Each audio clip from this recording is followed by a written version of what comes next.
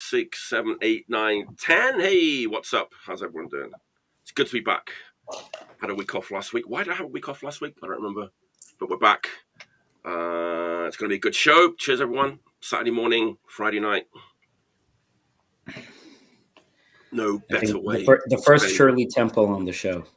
It says 0 on it. You might have noticed there's 0. I didn't notice that, actually. Yeah. I didn't know there was It's really good. It's good. The best thing you can get. One of the best things you can get that has nothing in it. Nice. All right. Not in local stuff. Let's introduce the guests, shall we? Scooter's back. Good to see you, sir. The designer of the classic Analog Attack logo. By the way, Cory did ask me when the t-shirts are shipping, and I think it's going to be pretty soon. So if you order a t-shirt, keep an eye on your mailbox. They should be couldn't help soon. All right. Daniel's here. Good to see you, Daniel. Thanks for coming on.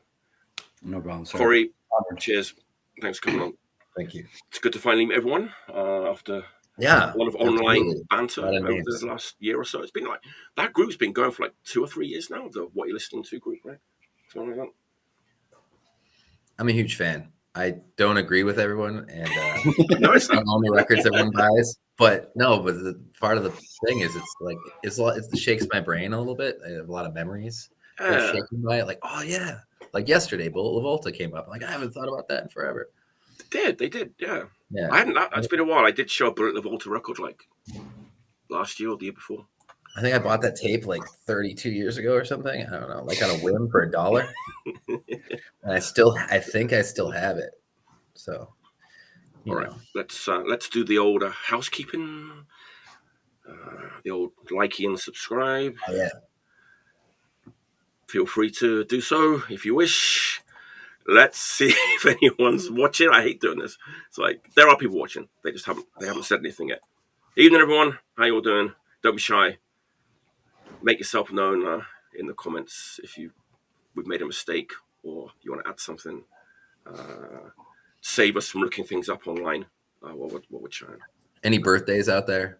You know. Good call, Cory. It's Rachel Courtney's birthday today. Are you watching, Rachel? Maybe we'll wait till we'll get to you, Cory. You can do your thing if you were going to do it or not. I don't know. Oh, you mean the thing?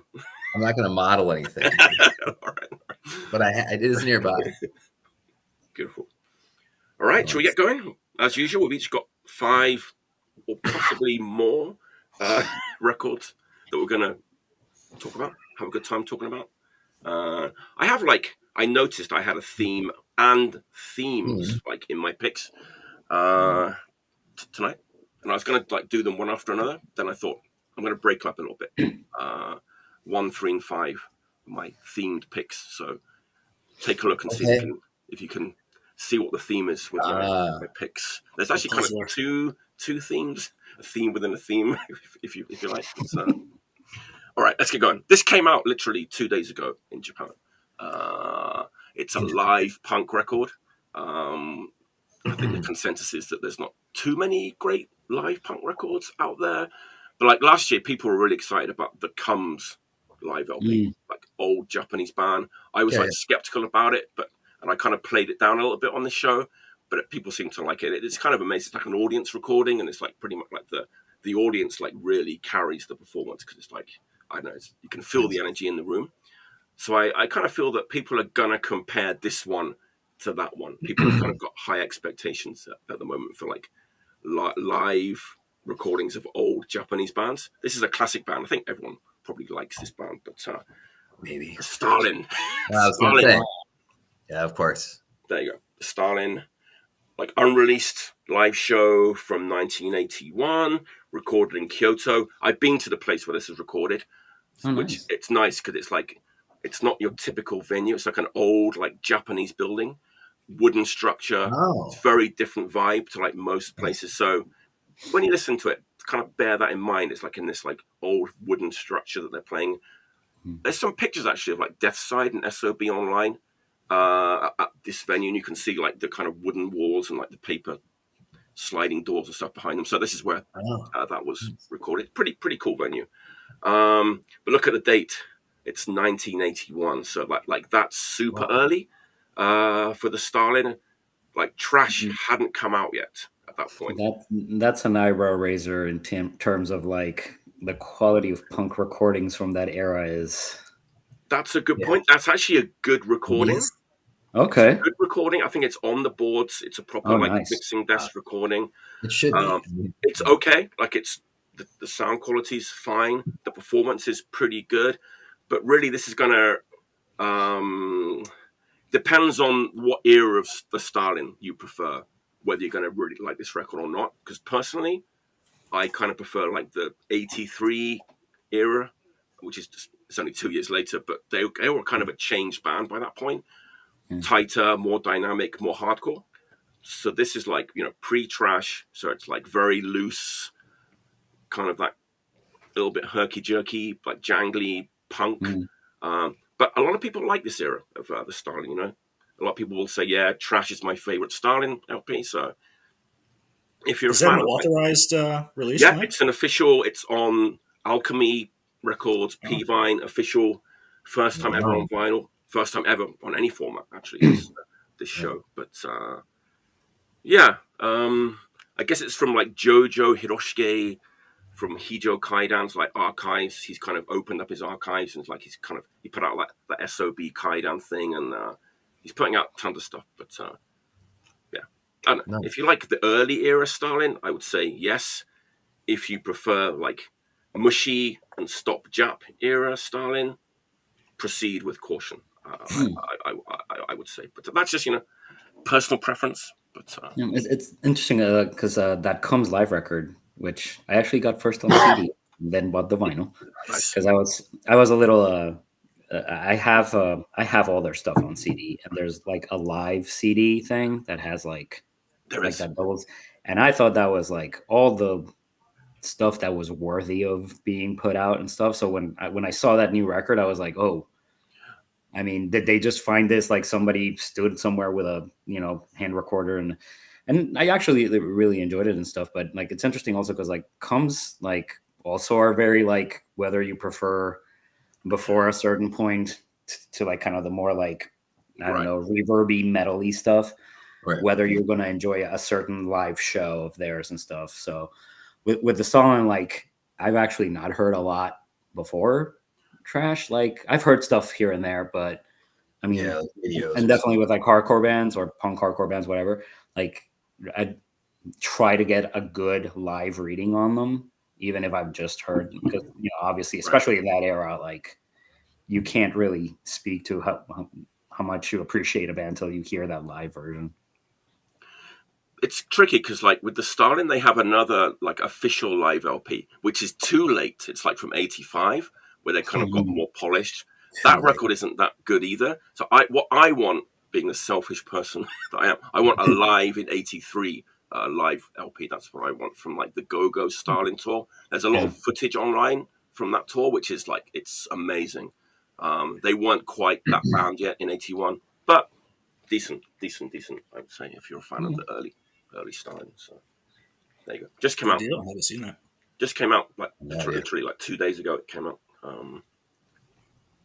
Copies may make it to the States. I know like Tom was selling the Comes I was going to say stuff. General Speech, maybe. Yeah.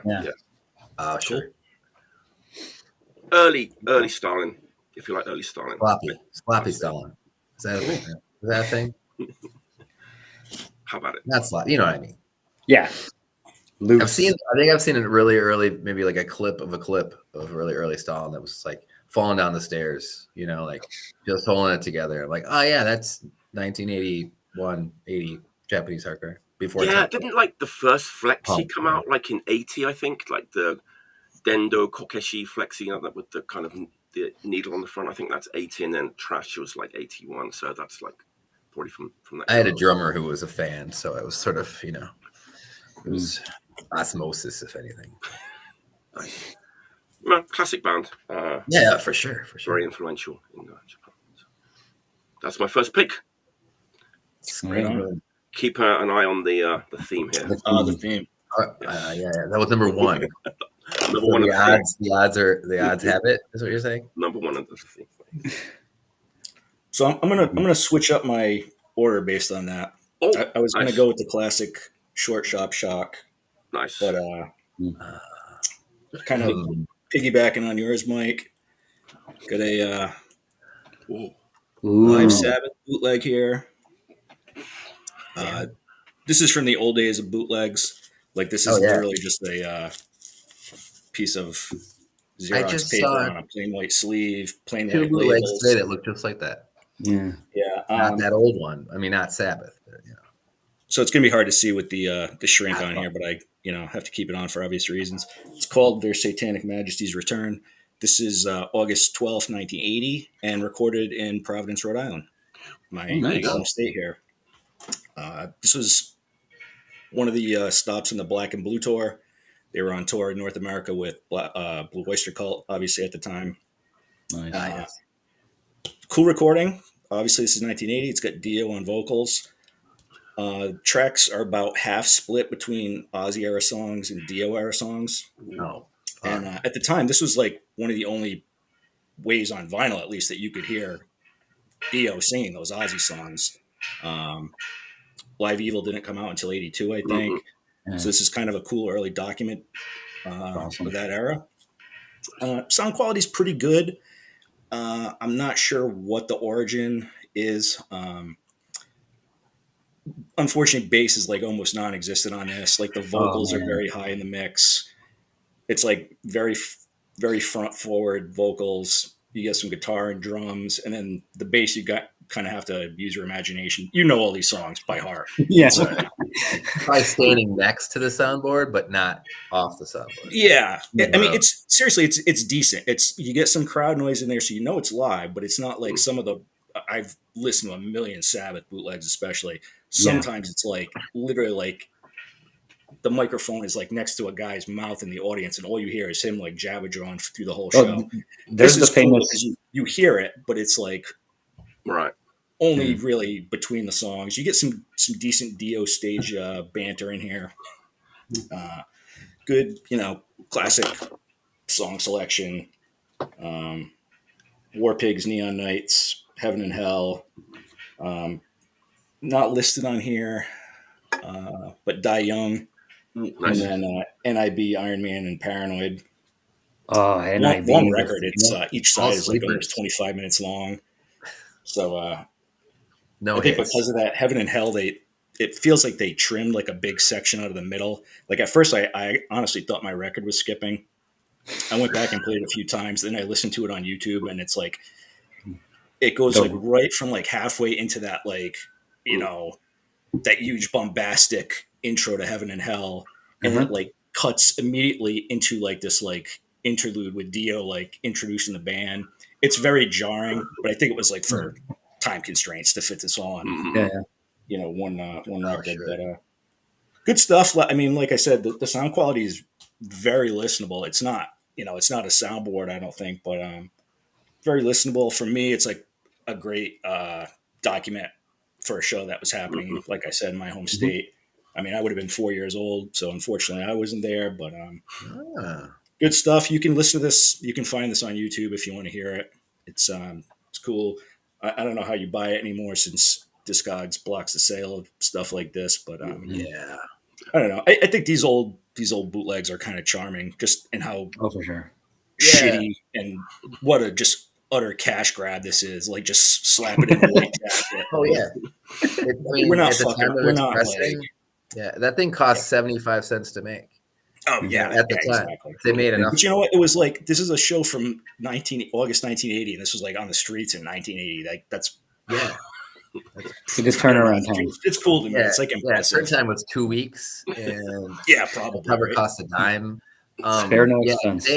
Today I actually saw two identically packaged bootlegs at a store, and one was Paradise Lost from like 88, 89, 90.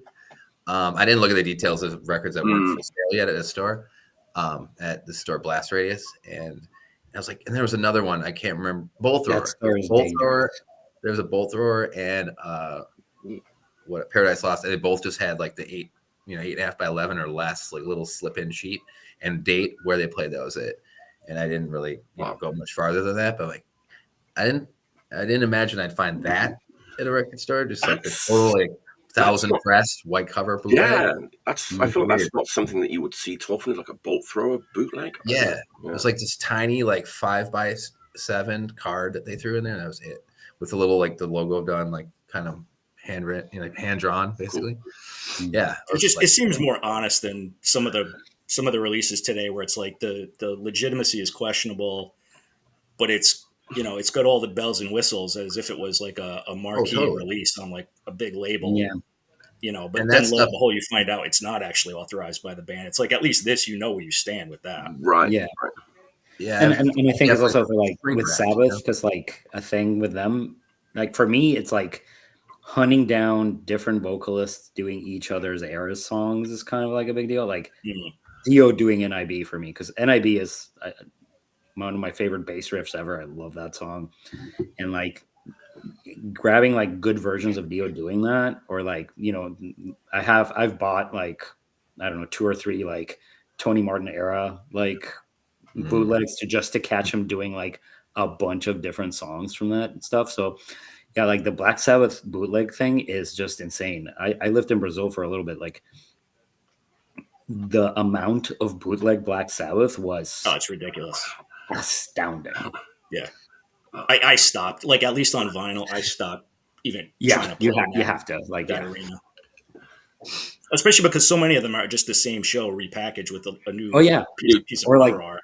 Intercut with stuff or whatever. And like I collect like Bad Religion live bootlegs from the 90s CDs. There's so many of them in Europe. And then like I just got one maybe like a couple months ago, because I'm getting to where like there's only a few that I'm missing. And like the first song is literally something from Stranger Than Fiction that they just piped like live sound behind. So it's literally like the album recording with just like, and when you get into like the weeds with that bootleg stuff, you get like just so much of stuff like that. Or like the famous, the Sabbath with Rob Halford on vocals. Like you can hear a guy, like I've always thought it was funny. You can hear, there's like, if you hear like the raw recording that they did for that, you can hear a guy like being like, this is fucking awesome from like wherever next to the, where they were recording and shit. So yeah. That was crazy. That was just like one show, wasn't it? That Rob Halford sang for Sabbath. One show, maybe. I think so. Yeah, I remember like the legend behind it was that like Dio quit because he wouldn't open for Ozzy, because he was like, fuck you, I'm not opening for the guy who used to front the band. Yeah. And then like last minute they got Rob and he knew a bunch of the songs and out they went. And I actually do have like a proper modern CD with all the bells and whistles, and it's still like the shitty recording of it. But well, yeah. Mike, that's a good question. Mike, I saw a video recently of the bootleg store in Japan. I can't remember what city it was in. We have a very good one here in Osaka, and it's fun. I've made a few videos about like record stores in Osaka. Yeah, the guy who runs that store wouldn't let me film like inside the store for obvious reasons. That's the kind of place that has like an old bootleg store. Yeah, it's like, but it's mostly CDs. But like you'll go in there and then they'll have like a bootleg CD of a show that happened like last week and stuff. Like, nice. Wow. It's actually, I learned of it from Joe Elliott from Def Leppard shopping there. He's like, they're bootlegs and they're all bootlegs, and it might be, I can't do his voice obviously, but he's like, but he's finding like Martha, stuff that he loves. He's like Martha Hoople, Stones, blah blah, and he's finding like he had a stack like 2 feet high of stuff he was buying. Crazy. I mean, I think there's probably a few of those kind of stores. I'm not sure if like that's the actual one, but we do have a quite a famous one in here in Osaka. He was stoked. He was like, he did not care, and he found a Def Leppard show that he was like, I've never seen this before. Right. So he was stoked. But I was like, that would never. I mean, I'm sure it flies in like a warehouse in New Jersey somewhere, but that wouldn't fly probably in most places. I mean, to be honest, I think that's probably the origin of a lot of these old school bootlegs. Were record stores had some kind of doing their own thing. Like, they were the ones producing them and distributing them because they had the means to do it in their stores. Yeah, and they have context, like it works inversely. I mean, like the fan club issues that people say. Like I knew guys who were running record stores and bootlegging at the same time. And like, where did all this jism stuff come from? Like, what do you mean? We only bought 50 copies. I'm like, wait, but and then you have 50 more suddenly. Like they were making. or something, you know, like CDs and stuff. And then Right. Bill Smith used to let people walk in and scratch the Matrix numbers right off and play them right in front of them. So that's what I hear, anyways. Don't quote me. I have I one don't know more Bill question. Smith. I have one more question about Black Sabbath. Anybody apart from me ordered the Tony Martin box set that's incoming? No. I thought knew the about it. answer to that question before I even asked it. No. I thought about it. I didn't even think about it. It's like, yeah, it will be mine. I used to have like all the original vinyl, but never mind. Let's. I know You can find it, you know, around the corner probably. Like I own like at least 20 different Sabbath LPs on the shelf back here. Like, Sure. Am I gonna choose to listen to the 21st best? 21? Probably not. What do you mean? You like, Forbidden isn't in your top 10? I remember the video. I remember there's a music video and it was awful. So you get into the weeds of collecting, like, for example, like, because I have mostly like Sabbath live like bootlegs, like the nice ones from Europe that are coming out for the last like 15-20 years, and it's like it's the fifth best version of Paranoid with Tony Martin on vocals. Am I gonna pull this out and listen to it when I'm like, could have been a 7-inch. Tony Martin singing Paranoid, but not the top 4 versions of it. To be honest, that's kind of one of the reasons I ended up pulling this out the other day. Like I was flipping through stuff and I was like, I couldn't really remember like intently what that sounded like, and I was like, let me pull that out. And it really was a lot better than I had recalled, so I was glad. Like I ended up listening to it a few times, but like I've got some others in there, and it's just like, you play them once, you file them. It's nice to have, but like now they're just churning these things out. Like, right. I can't keep track anymore. Yeah, no, like that turns into like collecting Agathocles fucking 7-inchers. Like it's just like Pokemon cards. You're not gonna finish. Yeah. All right, Daniel, what's your first pick? All right, my first pick is I was in St. Louis last Sunday, and even before that, I had this out, and it's something I revisit quite a bit. It's I don't know if you can see it. Oh, kind of. Yeah, I have like terrible lighting. Sorry, guys. No, I can see it. I've not seen it before. Yeah, no, it's In the Mouth of Madness by Cardiac Arrest. Oh, okay. St. Louis hardcore band. Yeah. Nice.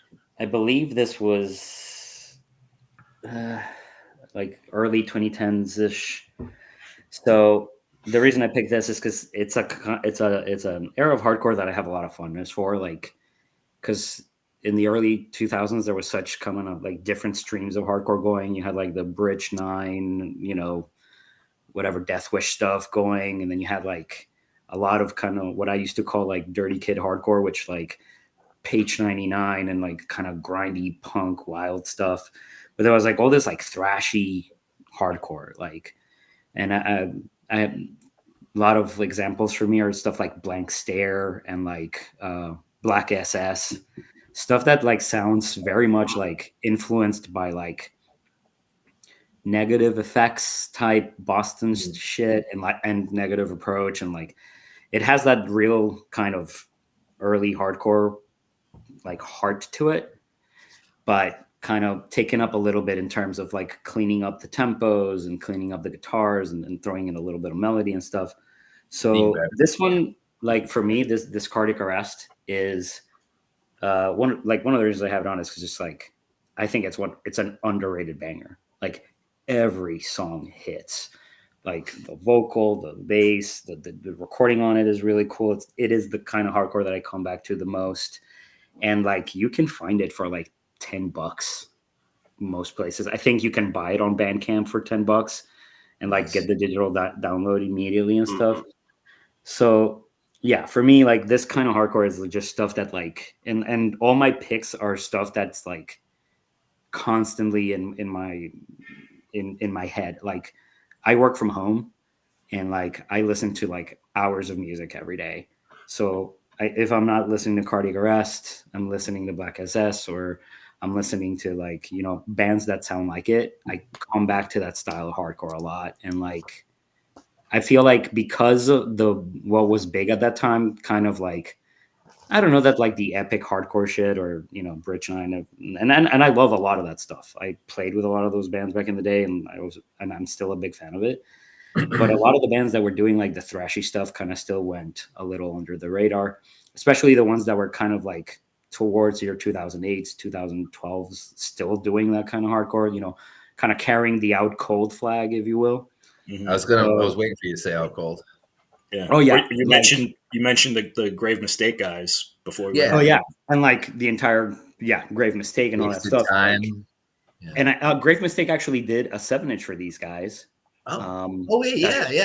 I used to distro a lot of Grave Mistake stuff, so it makes like the 7-inch rings a bell. The LP didn't ring a bell at all. There's 2 7-inches for of theirs. They're both fucking fantastic, but I think I've gone on record in the group before that like I'm not a huge fan of like playing something for 2 minutes, standing up and turning it over. But thankfully the LP also delivers. Like, but I mean, like if that kind of hardcore, if Out Cold, like, because Out Cold was a huge thing to me, if it was kind of a huge thing to you at any point, Cardiac Arrest, they're on Bandcamp, they're cheap to find, and it's definitely a record worth owning. Cool. Nice. Speaking of that, was Life Trap on Grave Mistake at any point? Life Trap. Or were they on something else? Was from Tennessee? I just thought of them because that they were like of that era, like last 80s influenced hardcore. And now they're in Gun. A couple of them are in Gun. Ooh. Okay. Who I saw recently at like in the neighborhood. It was good, But it was like, that's the guy from Life Trap because he's almost as old as me. And then I was like, okay. Like I like the older small. I don't know. It was like kind of like this new sort of noisy punk thing with but it had its moments. But it's kind of cool to see like this 2006 thing, like people still doing it too. So. It's funny because I have a friend who's actually writing a book about thrashcore, and he's been writing it for a little bit, but there was so much stuff there, and Europe was also doing like a bunch of stuff like that was really good. So I think might be an underrepresented and like kind of, I think they're a big part of why like now you have a lot of hardcore that kind of just really on those punk roots on that 80s fucking kind of base. So I think maybe a little like underestimated how like influential they were to the people who are doing stuff now. It's funny because I moved to Japan like in like 1999, and because of like life situations, there's like a huge, almost a decade where I wasn't really buying much stuff.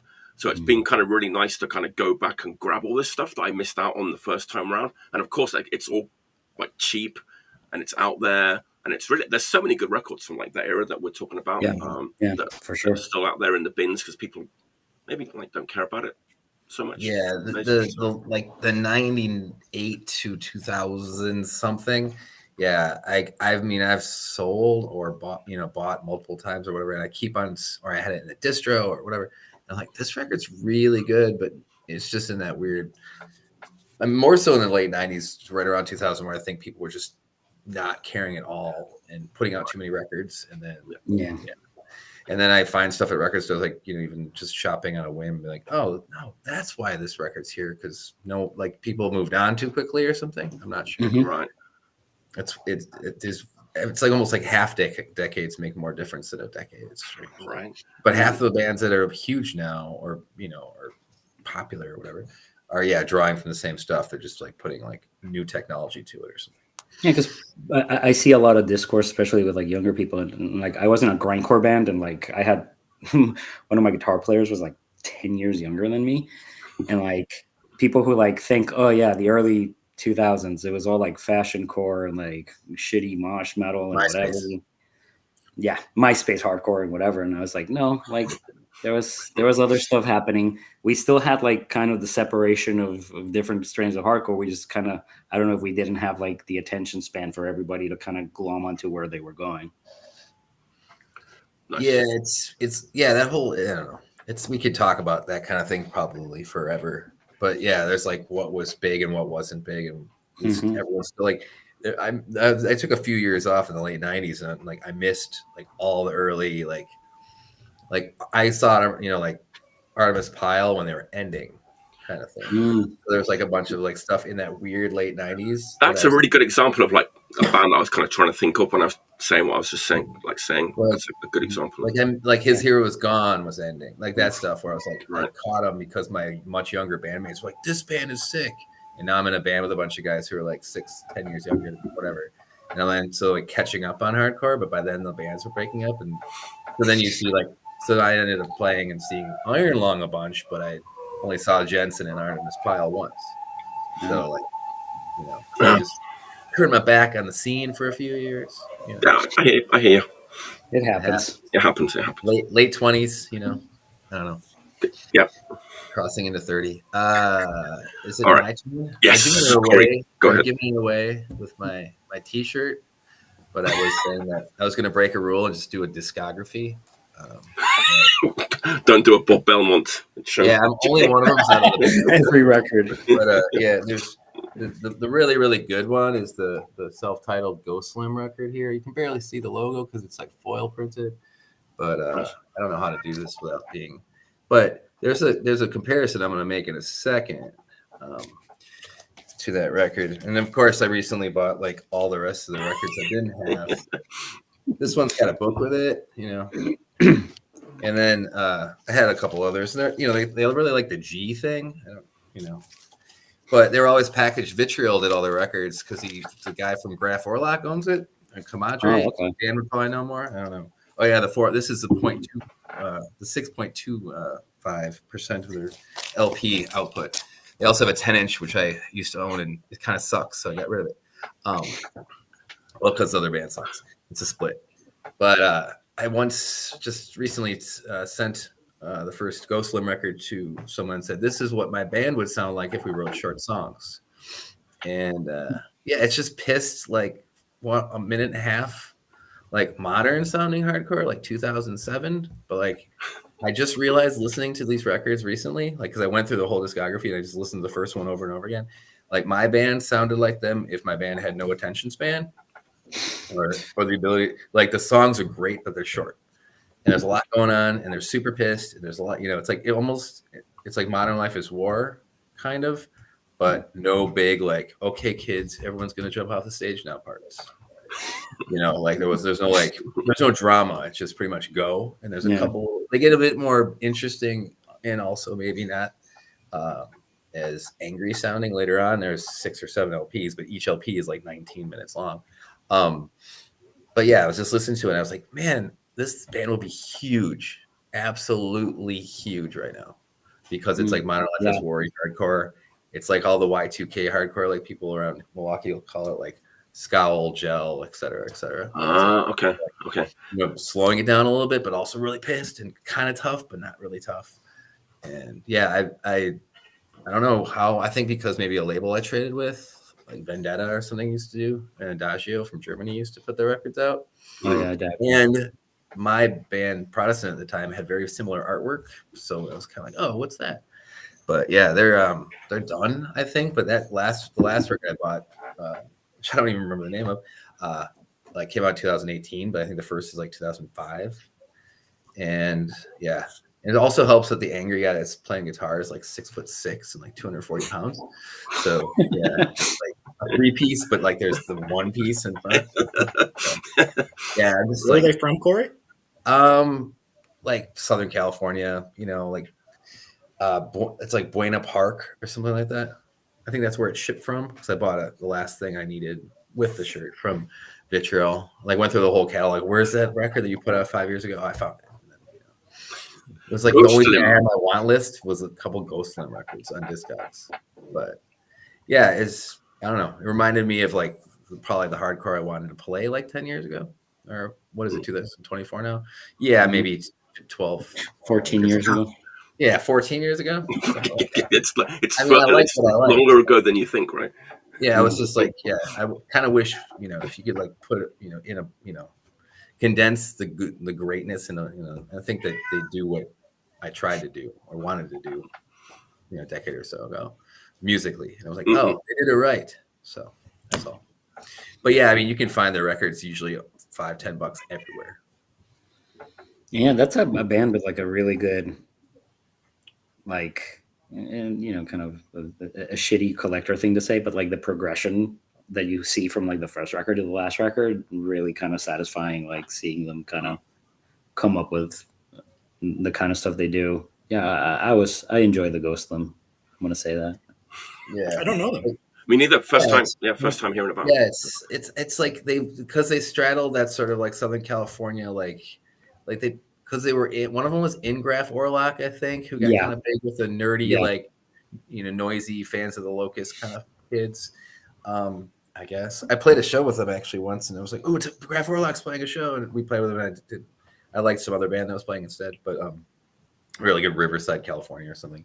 Basically, like nowhere, and yeah. I mean, I don't know. They didn't have a scene really, like a scene that they weren't in the Comadre, like Epic Screamo, and they weren't in like the Crusty From Ashes Rise, but they were right in the middle, which is I think kind of where my band at the time was in too. So, you know, it wasn't like Butt Flaps, and it wasn't like Rich Kids. It was like right in the middle of the Rich Kids and the Train Hoppers.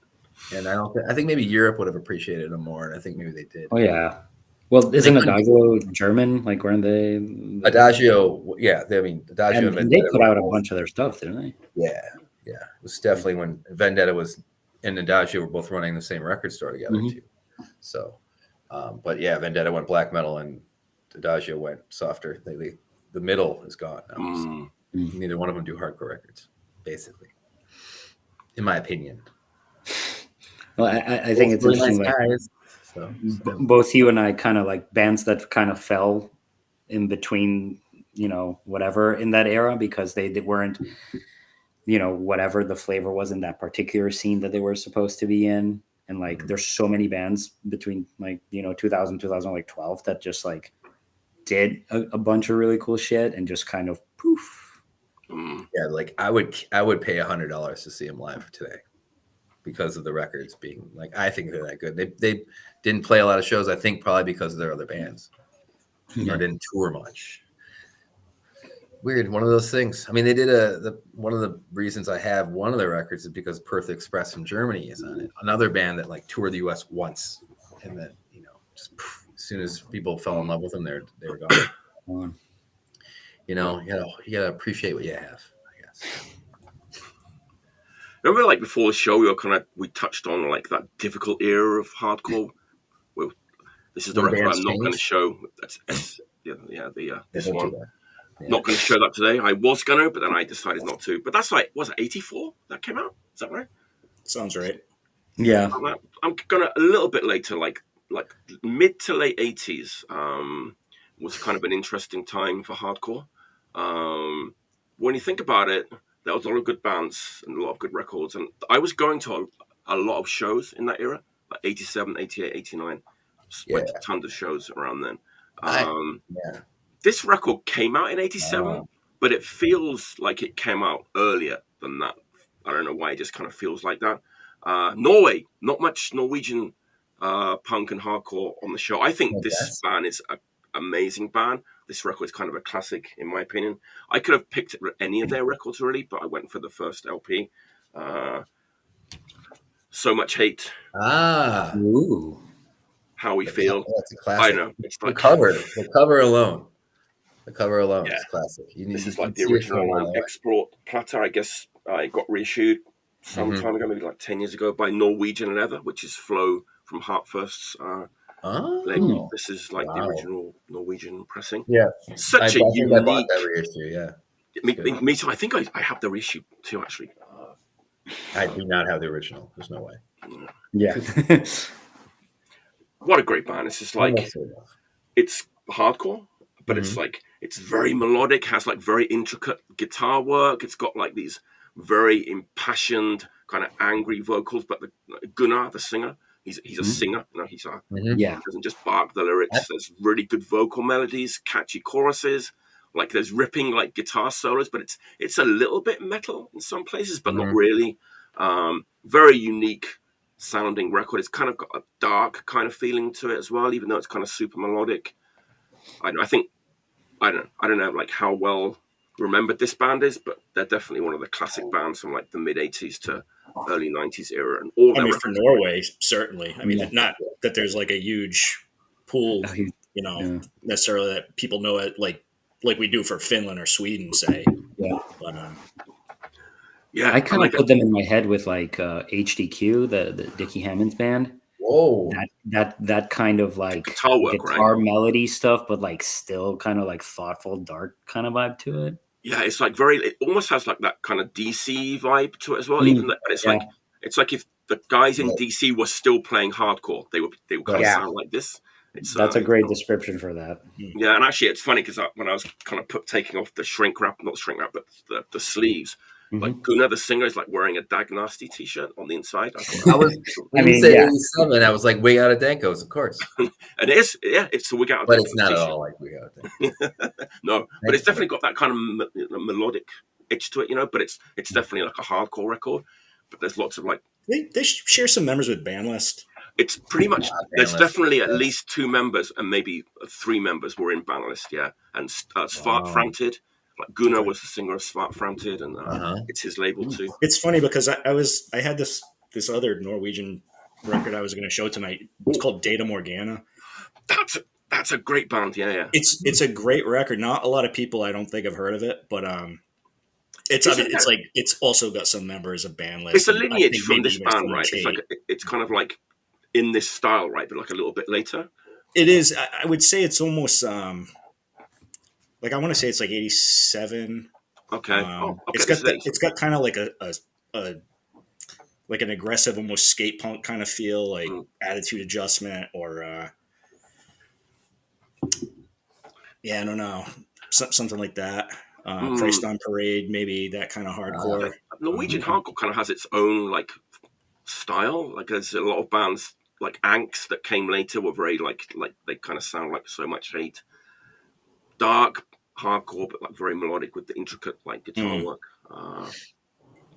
I've got a little bit of a GBH like Midnight Madness and Beyond feel to this record too. Like it's got a little bit of like rock in there a little bit, but all the songs are great. And it's maybe a little bit forgotten, maybe, I'm not sure, but it's definitely a great record from like 1987.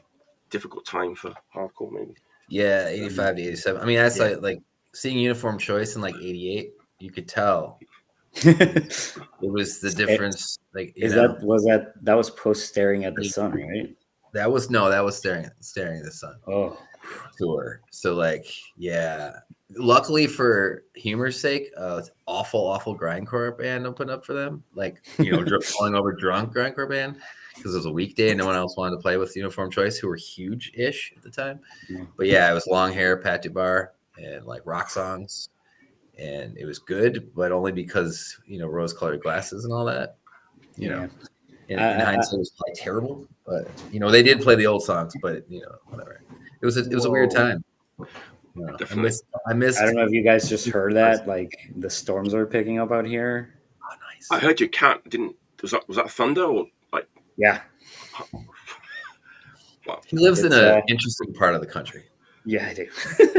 We get a lot of different. I was going to say that Staring at the Sun record it also felt kind of, it had that thing we were talking about before we went live, where I was like, I got the standard Uniform Choice that you first listened to in hardcore, and I was like, this is great. And then I found Staring at the Sun used at Specs Records in Miami, and I was like, oh, more Uniform Choice. And I put it on. I was like, this is not what I thought it was going to be. So like, it had that uphill battle with me to like kind of get in my graces again. I think it's time and place. All those bands, like we've said earlier, that like they all either learned how to play, wanted to be better, wanted to play better, saw money somewhere maybe. Bands were, there was like Government Issue turned into a rock band. Government Issue was amazing as a rock band, but there's a band from Milwaukee actually that's a tiny little band that went to LA and used to play with Guns N' Roses. They started wearing bandanas and growing their hair out. They went from a hardcore band to like, they started playing solos, but they weren't good enough yet, and it didn't work. But I was going to mention Government Issue 2 when I was talking about this record. Says there's like a little, a little hint of like that rock in this record. Just a J. Robbins records, whatever that Crash. Yes.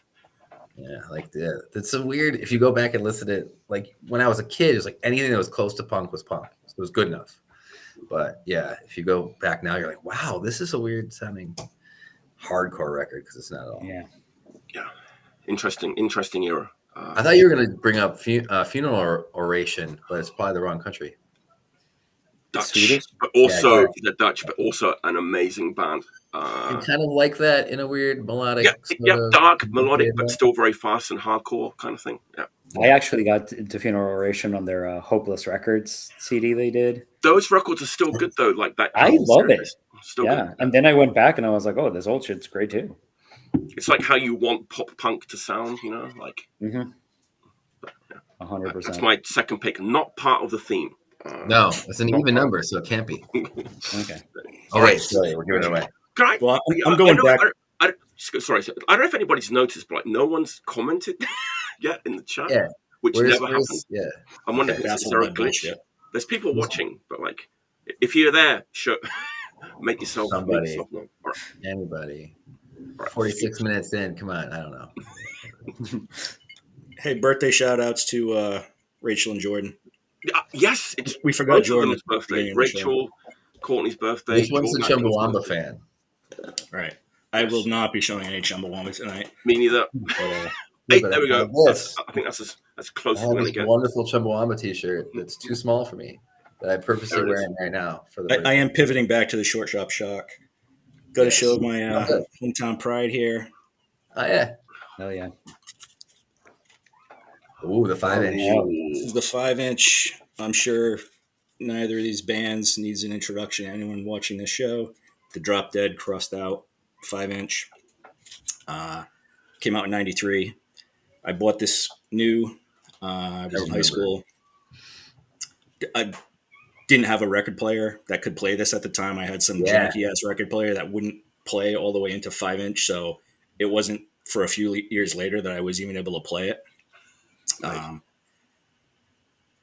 Interestingly, when I bought this, like I know the Drop Dead guys well now. I didn't know them at all then. Like I said, I was just a high school kid. 17 or something. Somehow my younger brother, was friends with Lee, the bass player at the time. Lee was much, much older than my brother at the time. But like I told him, I was like, oh, yeah, I got this cool 5-inch record, like a novelty, right? And it was something like $5.99 back in 93, which seems quaint now, but it was like, that was exorbitant back then. And he was like, that's bullshit. Like, I can't believe they're charging that much. So he ended up giving my brother like a whole scat of records to give me, like early Drop Dead stuff, the shit like the Disfuse, which was like a kind of Japanese piss take record by some Drop Dead guys. The 6 Weeks Omnibus was in there, some CDs, like all this cool stuff because I overpaid on this record. So it was kind of cool. Like I said, this is the same copy that I've had since then, like one of the oldest Who put that out? Who put this out? Yeah. 5 fucking companies put this out. Was one of them Bohlen by any chance? 1 inch each. Yeah, I don't know how it took five labels, but I'm just curious because I have this weird feeling it's one of the labels. Well, it's Crust Records, which was Ben from Drop Dead before he did Armageddon. Selfless. God forbid I can't read this. Come on, we can do it. Posthumous, which I guess was in Texas, I want to say. Wait, what was it? Posthumous? No. Right, the Texas thing rang a bell. Oh, well, look at that. Yeah, because Selfless did an Anarchism record. Crust did a Disrupt record. Oh yeah, Crust had a ton of great stuff. Telstar and Japan Core was involved with this, which was Brian from Drop Dead, one of his labels. Wow. I guess there were 2 pressings of this, like in the day. I think total ended up being around 3,000 copies. They're still available. It'll probably cost you a $40 bill on Discogs, but it's great stuff from both bands. I think all the Drop Dead stuff, I think, ended up. Is it on the discography? Well, yeah, certainly, but I think the Drop Dead songs all ended up on their first LP. Okay. These Crust Out songs until the Posthumous discography that came out in like 99. This was the only place these Crust Out songs appeared, which was cool. Obviously, it's got the crucial 2-bar sample. If you guys know the 2-bar prank tapes, that famous sample that's on the Crust outside, that's where that came from. So, yeah, great stuff. I mean, obviously, Drop Dead, long running, fast political thrash from Rhode Island, still going strong with almost all the same members. Just the bass player is the only guy that's changed over the years. And Crust out again. Like these bands need no introduction. Foundational power violence band, but just a great short one. They still managed to pack like 10 songs on a 5-inch record.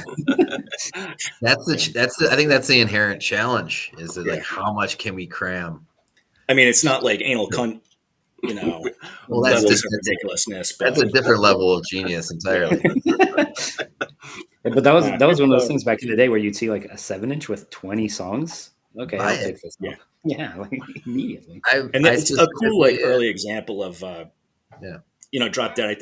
I think Brian, the drummer, was probably the main instigator of this, but as like a record collector, they've got a 5-inch, they've got an 8-inch, they've got an 11-inch, they've got the LP that plays inside out from the inside.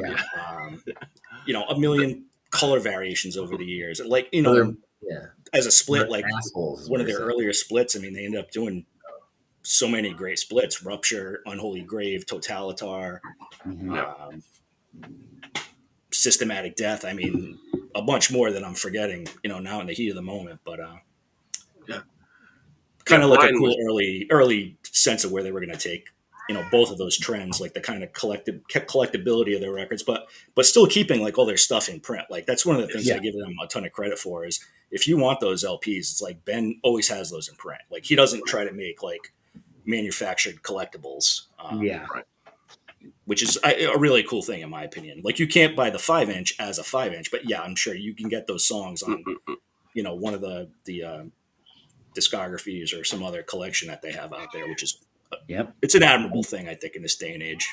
And that run of reissues that they did with they did the discography and all the albums again and stuff, like, and the packaging, the mastering, all that stuff sounds really great. Like it was like, this is worth it. You're not cashing in, you're doing the scene a favor by keeping this stuff around. Yeah. I mean, they clearly still sell as well. Yeah. I mean, there's no one. What they do with intention too. It's like, I mean, you either love it or you don't. But like, again, another thing like I respect like as an artist is like I think Ben is probably the main aesthetic, motivation behind the band, at least visually. And he's got like a very clear idea of what he wants those records to look like. All through the years, like it's like you can tell his design, his layout, like whether it's a Drop Dead release or not. It's like it's very recognizable, and I respect that. Like it's like you can tell it's something that he's feeling. It's not like this is what sells, this is what's popular. Throw some skulls on it, like do this or that. It's like I think one of the first things, Drop Dead things I got was a CD of one of their self-titles, and it came in a box that's like, I don't know, it's got to be like 8 or 9 inches tall and like 3 inches deep, and it had like the booklet and the CD, and like it's clearly not done for like expediency or making something cheap. It's like they specifically wanted it to look like a very interesting way, and like I always appreciated that kind of stuff, even as a CD collector. Like when they go out of their way to like, we're putting our stamp on it. Right. They have a great early box set of, like the first couple 7 inches, the 5 inches in there. I think the 8-inch maybe is in there. And it's packaged in like a denim slipcase with like a bunch of flyers, and it's like a metal stamped number out of 25. Like you could tell this stuff. It's a labor of love. Right. Yeah, for sure. I was gonna say I really like the new album, but it's probably like already 4 years old now at this point. Maybe is it? Yeah, 3-4 years old. Yeah, that's a great album. Cory mentioned that record from 2014, and I was like, oh, 2014. I'm like, that's still new to me. That's still new. There's weird breaks in time where I'm like that first 1993 was like what 3 years ago. I don't know. Like, Sure. I haven't I bought still it. think all that whole run of early 2000s hardcore, direct control, Oh yeah, wasted time, all those. Yeah. I still think of that as new. It's new, right? It's Oh, Yeah. Clark's, that's a new band, right? it's like a little while ago because now there's new stuff that's like that. But those guys are like a couple years ago. Like I still think Municipal Waste is a new band. Kind of like they're getting up there. They're getting pretty big. One of these days they'll make it.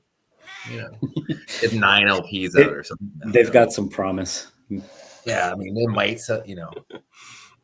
They're not as big as like those other upstarts. Like I don't know. Yeah, it's weird. It just flies by. Certainly does. Got any 3-inch records there, Daniel? Oh, By any chance? yes, Daniel. Not to show, but Not to I show. do have some back there. You've got them on display though. There you go. I guess I'm DROPDEAD next. also had that 3-inch or was it 1.5-inch CD? Oh, It's like a mini CD. It's like Yeah.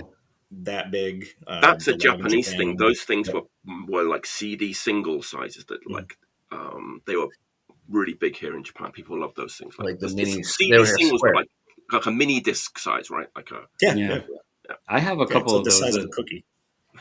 There's a pop punk band, Barracuda McMurder. They did it. It's like it's this big, but it's like it looks like an LP. The sleeve is like a tiny little sleeve, and they did like a tiny little lyric sheet, and the CD is printed with like Genius.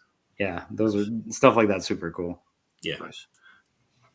All right, am I next? Yes, your turn, Dan. Yeah. All right, and this one's I grew up in Colombia, in Bogota, in South America. I spent some time in the 90s in Miami for a couple of years. I spent a little bit of time in Brazil.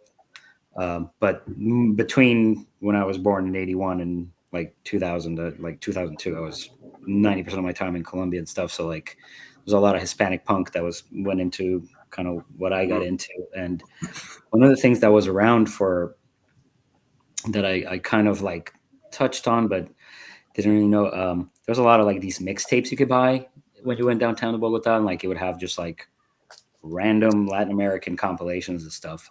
And famously, there was a Paraguayan band called Los Invasores. They had 2 songs on a comp that came out in Paraguay, and that's got like just redone into like 100 different mixtapes and stuff. And there was like kind of like this, not a myth, but like this kind of like mystery around it, because supposedly there was like a full demo they did, but these were the only 2. And then like a couple more songs started appearing. And it was fantastic. And so I think this year or late last year, apparently one of the members of the band Los Invasores had kept what happened was they did a demo for the one label in Paraguay after the dictatorship ended. It's 87, so it's kind of like tail end of the dictatorship. There was like one label that was doing rock music, and they went in 5 hours and recorded like a full, like I think it's like 14 songs. 2 of those songs were wound up on that on that comp and stuff, and like, but the label was like, no, we're looking for something poppier, and they were like, and they didn't even come from Montevideo, like the capital, where like there was some sort of rock scene. They were from like a town outside. They used to, and like, non-urban Latin America in like the 80s and 90s for you to be into punk or rock music at all and generate stuff and have a scene, that was like, more than an uphill battle and stuff. But anyway, like when I heard like all the songs on this thing, I was absolutely blown away. Not only because like the idea that in 5 hours they laid all the stuff down, but it has like a punk feel to it very much, but it's also very informed by like what at the time in Latin America was called like the rock en español kind of explosion, which was a lot of bands that like did, I guess, post-punky stuff mixed with pop, mixed with like some Latin American kind of influence and stuff. And you can definitely hear it in these guys. And like, you listen to a lot of that post-punk that's coming out in the last few years, like Homefront and Schedule One and like all the stuff that's kind of like bubbled up again, Dead Years, stuff like that, like Arctic Flowers, even back a little bit in the US. Like this, you could put like, and as a demo recording, you could put this on any label that was doing that stuff, like Sabotage in Europe or whatever, and like it would fucking sell. Like, yeah. So Los Invasores demo 1987 is the title of the record. It came out, I think, Esos Malditos Punks, which is a label out of Austin, I believe. And then Catalina is the Paraguayan label that kind of like spearheaded it. And then Exabrupto, which is a Mexican label, right? Who does fantastic stuff. Exabrupto is yeah. So yeah, like if you look at these dudes, they look like, you know, 19. Yeah, like they look like they could have fucking toured with The Cure, like, and like they would like, you know, there's like a really cool booklet with it, like kind of talking about like what happened with the band and everything, and like, you know, they didn't mean to be punk, but they were, and like it's just, it's such an incredible thing that you're still finding stuff like this, and that people are working hard to like document it and put it out.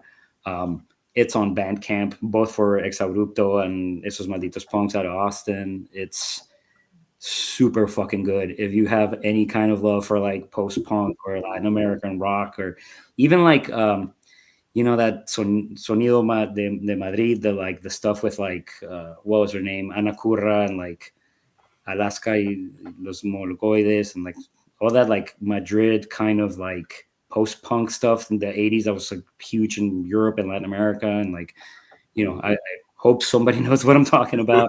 No, I think Ana Curra's headlining one of the nights of a fest in it's going on now, maybe, or soon, right? It's coming up soon. Yeah. Yes. No, and like she just actually played in Colombia. Like a friend of mine met her and sent me a picture, and like it still popped me like I was like 15 years old, like holy shit, like. But yeah, Los Invasores from Paraguay. Let me see. Is that a different band than the one that had the 7-inch on Lingua Armada?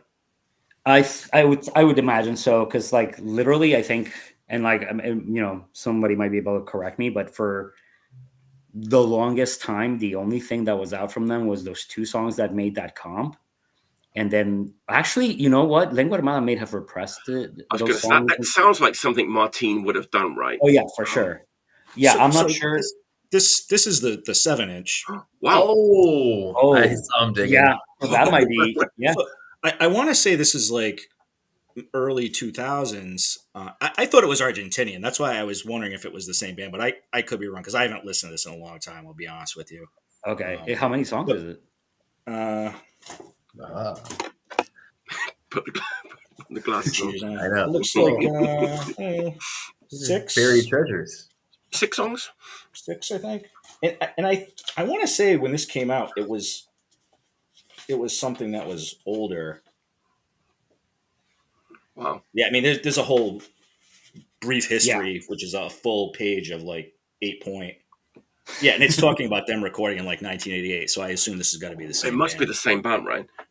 Yeah. Wow. Well, like this one, it's called Demo 87, and I know it came out that year. Might be like a thing where they were off a little bit on it, but it might be, and it does sound like a thing Martin would do for sure. It does, right? Because like, if you listen to Canal y Real, Martin's new band, and you listen to this, you're like, oh, okay. Okay. Wow. Oh. Ah. That makes some Yeah, sense. I haven't played this in a this long time. color. I'm gonna have to pull this back out and play It's it. pink. Wow. I was wondering what Scoot was doing when he was kind of shuffling around, and there he is. Oh, I know. That put on that stack. That's really cool, though. Like, Like, I had no idea crazy. that even existed. That's really cool. As soon as he said Lingua Armada, I was like, wait, what's going on? There's something going on here. Either it's the name is similar, or it's wow. Yeah, I didn't expect that either. Yeah. Oh, is it my turn? Yes, it's your turn again. It's not so short. It is really fast, and it's all Greek to me. This band Thelipsis from Greece, Dawn of Defiance. I don't even know how to describe. I mean, first off, it's black metal. I was gonna say it looks like pop punk. Yeah. I mean, I am shocked that that I font think has black they metal hate behind Jesus it. and bosses. Nice little red, Nice. blood red. Yeah, it's sort of second wave like Norwegian stuff with a taste of the early Greek black metal scene.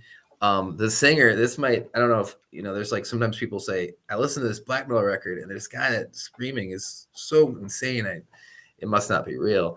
And then the vocals on this record are akin to like Bethlehem and I guess Silencer maybe for a second, where it's like unhinged, but also it's not like just dragging and like it's not contrived.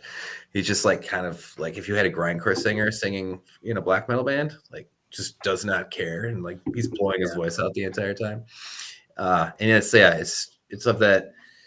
I don't know, it's on Floga Records, which is a strange kind of like metal label, and it's not at all like like cult and I don't know, but it's like really anti-capitalist, anti-fascist, and not part of like this sort of American European like flag wagging Antifa sort of thing. It's just like they're kind of on their own. I have no idea how I found out about them. I just through a Bandcamp thing or probably through a Facebook group or something, and I was like, oh yeah, that's sick. And they were selling their records for not much, and also shipping was from Greece was not much at all.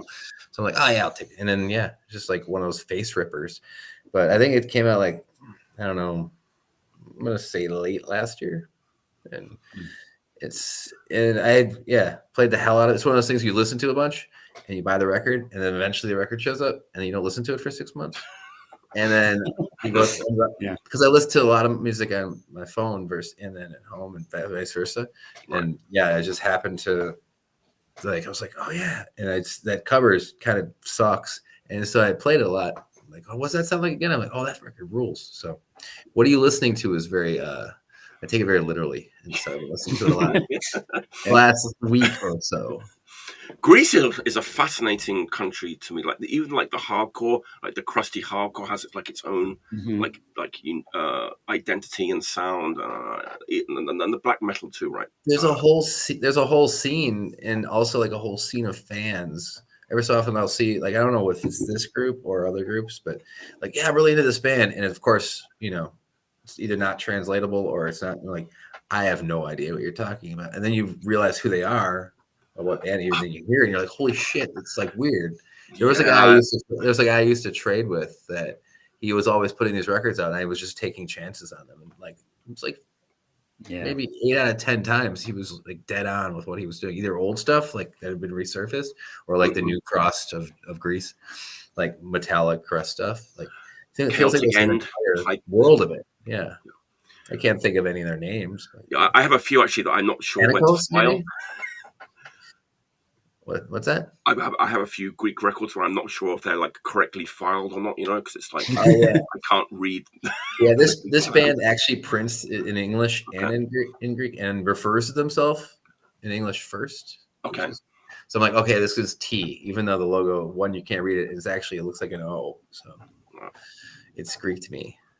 And the spoken word passages. There's like spoken word parts where like, I don't know if it's like a speech. There's like some speeches, like political speeches or whatever.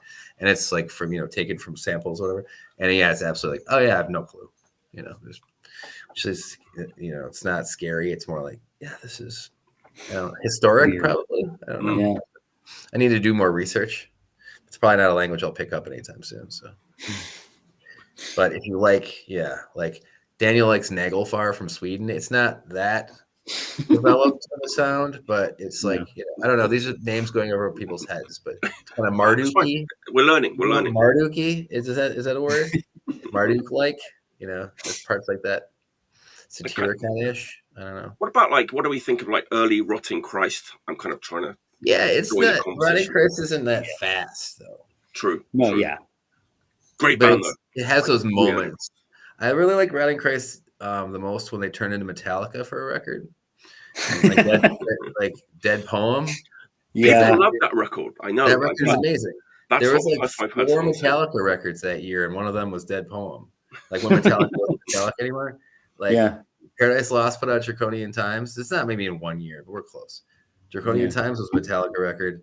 I felt like half of like the second Offspring record was a Metallica record. There's all these like speed, like everyone playing fast, and it's kind of catchy. There's an Elastis, the band that was on Century Media. That was a Metallica record. They all came out at the same time. I'm like, why isn't this Metallica? Instead, it's like bands doing weird performative versions of it. But yeah, Rotting Christ Dead Poem was amazing. It also came as a double CD with a Century Media sampler of some like weird bands that they were taking chances on at the time, like Lacuna Coil, for instance, without singing. It was like a slow, doomy Paradise Lost kind of version of Lacuna Coil. Only occasional clean vocals, not the new metal Ozfest side stage version that we've seen in the last 20 years. Ooh. Yeah. Anyway, back to the theme. What's the theme? I even forgot what the theme is. Okay. Back in the day of like the message boards and stuff like that, I feel like this conversation would kind of come up now and again, and that will be like, what was the first like hardcore record, right? The first, yeah. And I got that Middle Class 7-inch was one that would get thrown out there quite a bit, and this record also would get kind of thrown into the conversation. Japanese band, from like 1979. People would say, well, it doesn't count because it's like a live recording. Whatever, but this record definitely was in that. This is like the first hardcore punk record conversation. It's just been put out on vinyl for the first time ever on the same label, Alchemy Records, P-Vine. Got to be Star Club, right? The SS. SS. The SS. This is an insane record. It's a really shitty live recording from a band that had no studio records. No. If I can get it for under $100, it'd be great. Thanks. This is what they look like. There you go. This is what like Japanese bad boys look like, Whoa. Yeah. They ride tough scooters. Yeah. Noisy, loud scooters around the town at night. But it's hilarious. It's like 2 live shows, 1979, one in Kyoto, one in Tokyo. No song titles, but there's a couple of they do Blitzkrieg Bop. And when you hear it, you just laugh because it's so insanely fast. And like even you kind of put on the Ramones live version, and it sounds so slow, like compared to this version. It's very, very entertaining. It's like a really fun record. It's really badly recorded. It takes you a few songs to kind of adjust your hearing to kind of get used to the sound. But it's amazing. It's like super, super fast and chaotic. It's like and then and then like it's insane. That's awesome. 45 seconds. That's great. Yeah, and they do it twice. It's like I guess, but like of course. There's like apparently there's a boys cover, like the boys, the power pop band. Yeah, I would not have. Okay, so this is the official reissue on vinyl for the first time, but there's no song titles on here on this official. But I went on YouTube and some Japanese guys are like annotated like all the song titles. So you can go on YouTube and you can find like all the song titles. And there's a cover of First Time like by the Boys on here, which I would not have known was that by the way it sounds, because it's like and then it's like over in like 45 seconds and it's on to the next song. But I can see why people might have said that this could be the first like hardcore record because it's ferociously like fast. But it's just punk, like sped up, which is what hardcore is. So, kind of. But it's punk, but just played at like insanely fast speed. This is sort of like a version of Long Tall Sally by Little Richard on here, which also I wouldn't have known if I didn't get on YouTube. I can't look it up.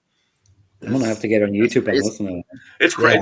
I was like excited because, like as I said, it's the first time on vinyl ever for this record, and. I think the CD came out in like 1990. So even then it was like super late to kind of surface, right? Because like 1979 recordings that didn't come out until like 1990. But Kyoto band, which is also part of my theme is Kyoto.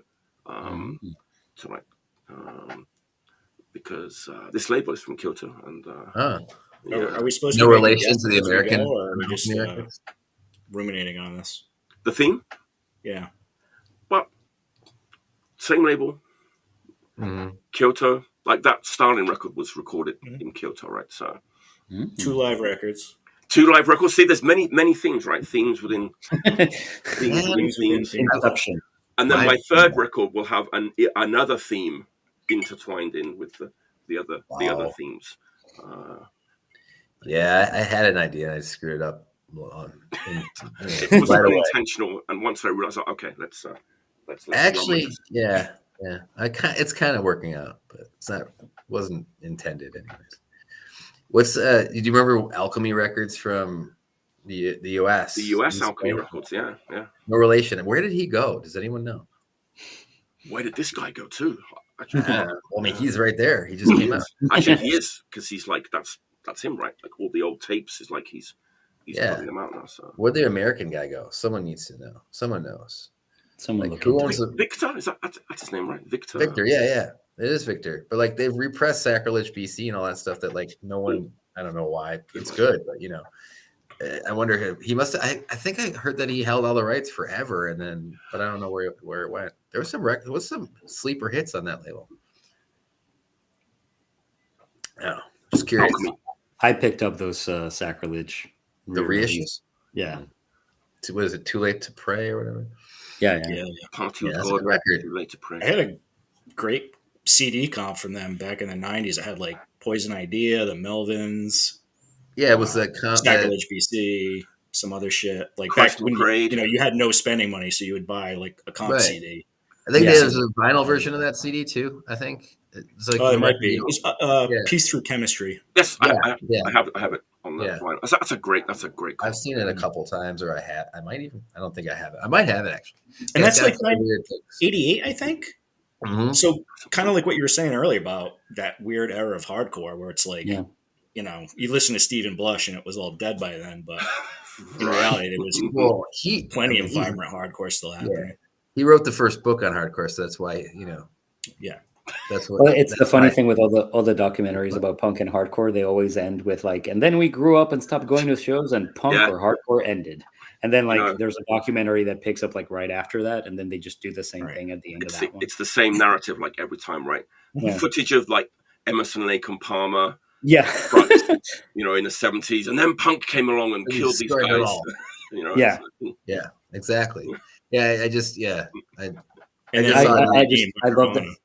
I love that narrative that like, and then I stopped going and it ended. And then ended, yes. Yeah, if you don't turn around and look back at it, it's gone. Yeah. Basically, I told Daniel that I saw the drummer from Bold, the Connecticut, whatever, New York hardcore straight edge band, at a screening of a documentary about his like rock band that never made it in the 90s, when all the bands were getting signed that were that were like, they sound like Nirvana, meh. Do they sound like Jawbreaker? Whatever. They were all getting signed. Green Day. They wanted another Green Day, and it was weird. And I've made comparisons to like, there's bands that are like, we just want to grow up and drink in bars. Play rock. Hardcore was dead. I don't know anything about hardcore. I mean, but then you see Walter from Quicksand and playing in Gorilla Biscuits like last weekend to 20,000 people. You're like, it's not dead. You just decided that you wanted to wear like a stupid coat and funny shoes and listen to Blur all day, which is what happened to the guy from Bold. But, and then they, had all the money in the world for like 5 minutes, and then they had nothing, and now they're like, but our record finally came out. Yay! It's sort of sad. A funny story. That band? There was a band called Sleeper, who were a Britpop band.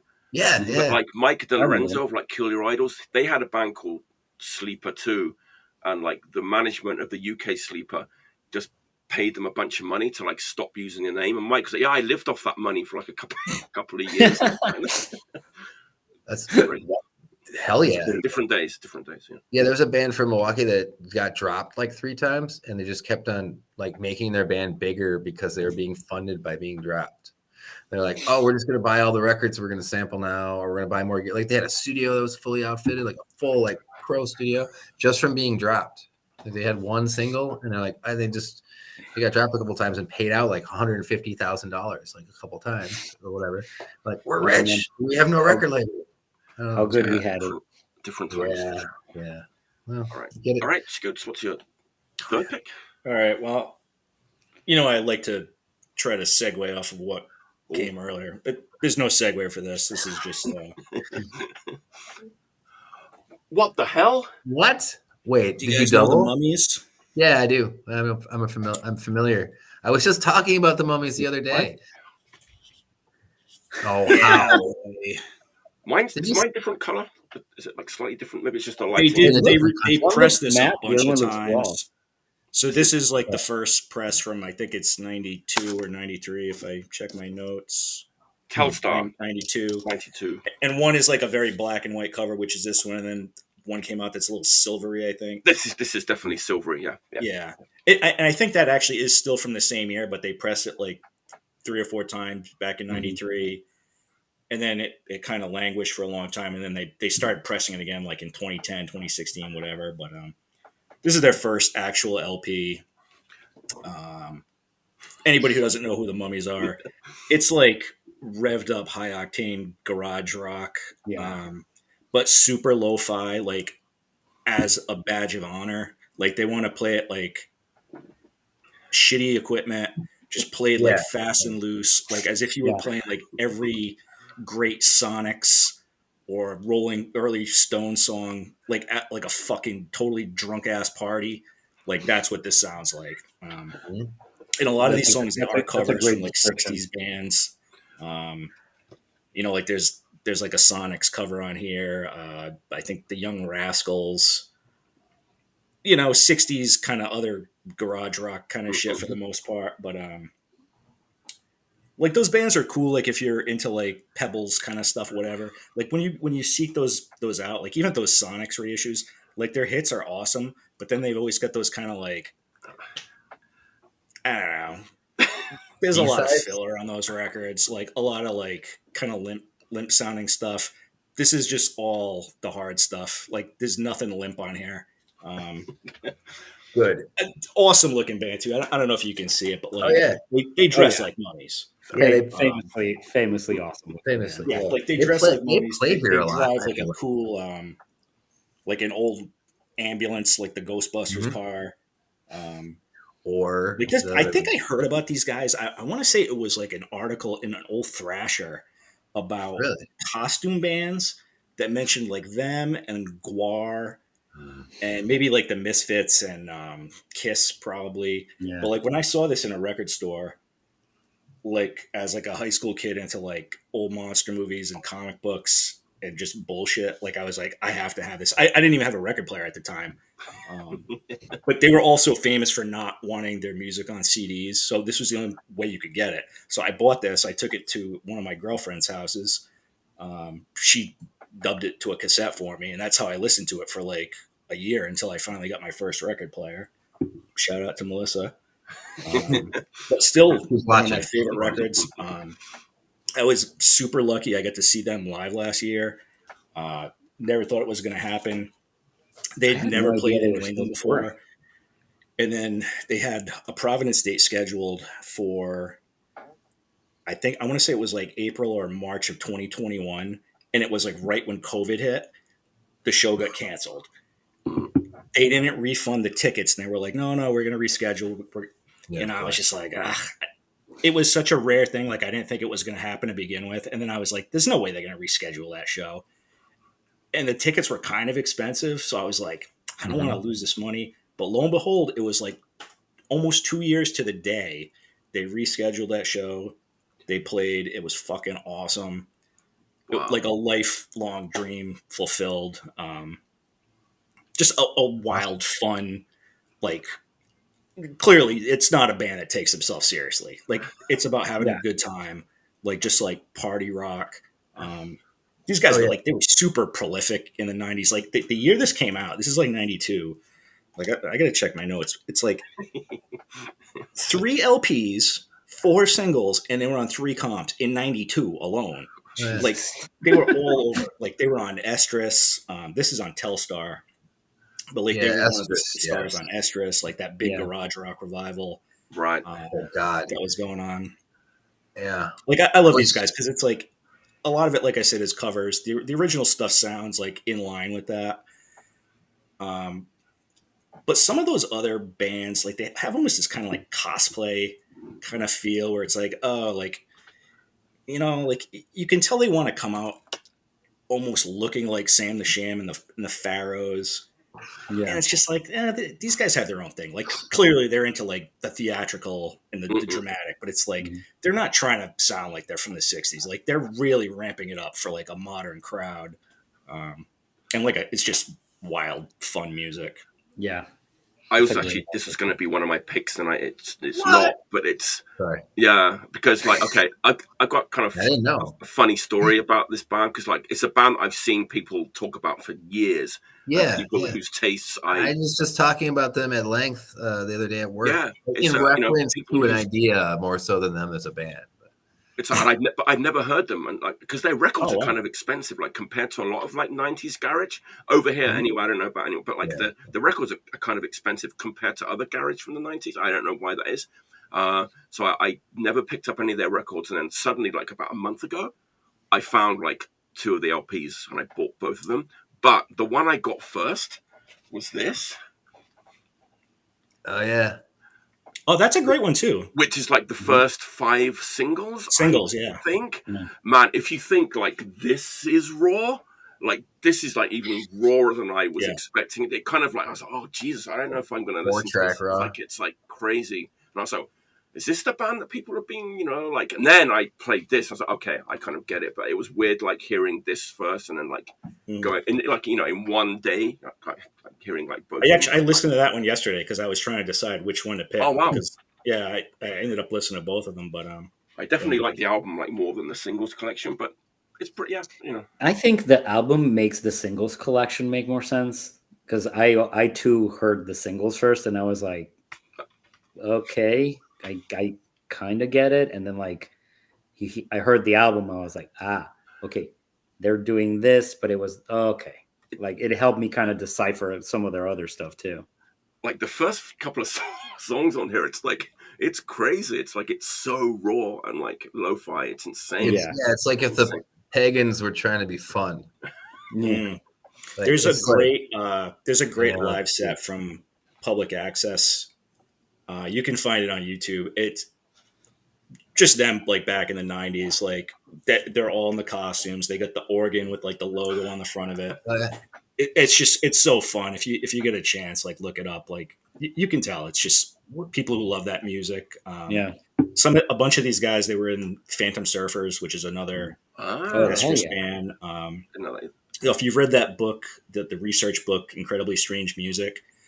A couple of the guys from Phantom Surfers have a chapter in there. So it's like they were record collectors. It's like some of the covers they do were like fairly well known. Like the Sonics ended up becoming like fairly well known as like an underground band, but like some of the stuff that they cover is like pretty obscure. And it's like they've got obviously like the monster music, like monster movie kind of music. They have like some organ stuff and like some instrumental stuff, but it's like that shitty but lovingly shitty and like intentionally shitty. It's like monster feature music. It's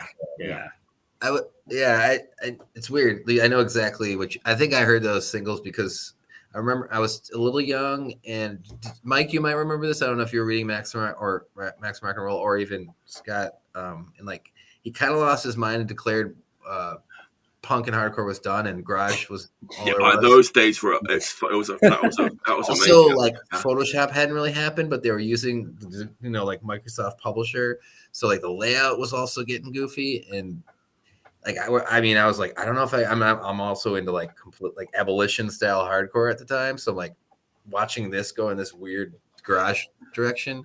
But you would, because of the stores I shopped at, like, oh yeah, he would be playing stuff like that. Like there was tons of Asterisk stuff, tons of that stuff. People were really into it, especially people who were like kind of growing out of like blast beat hardcore.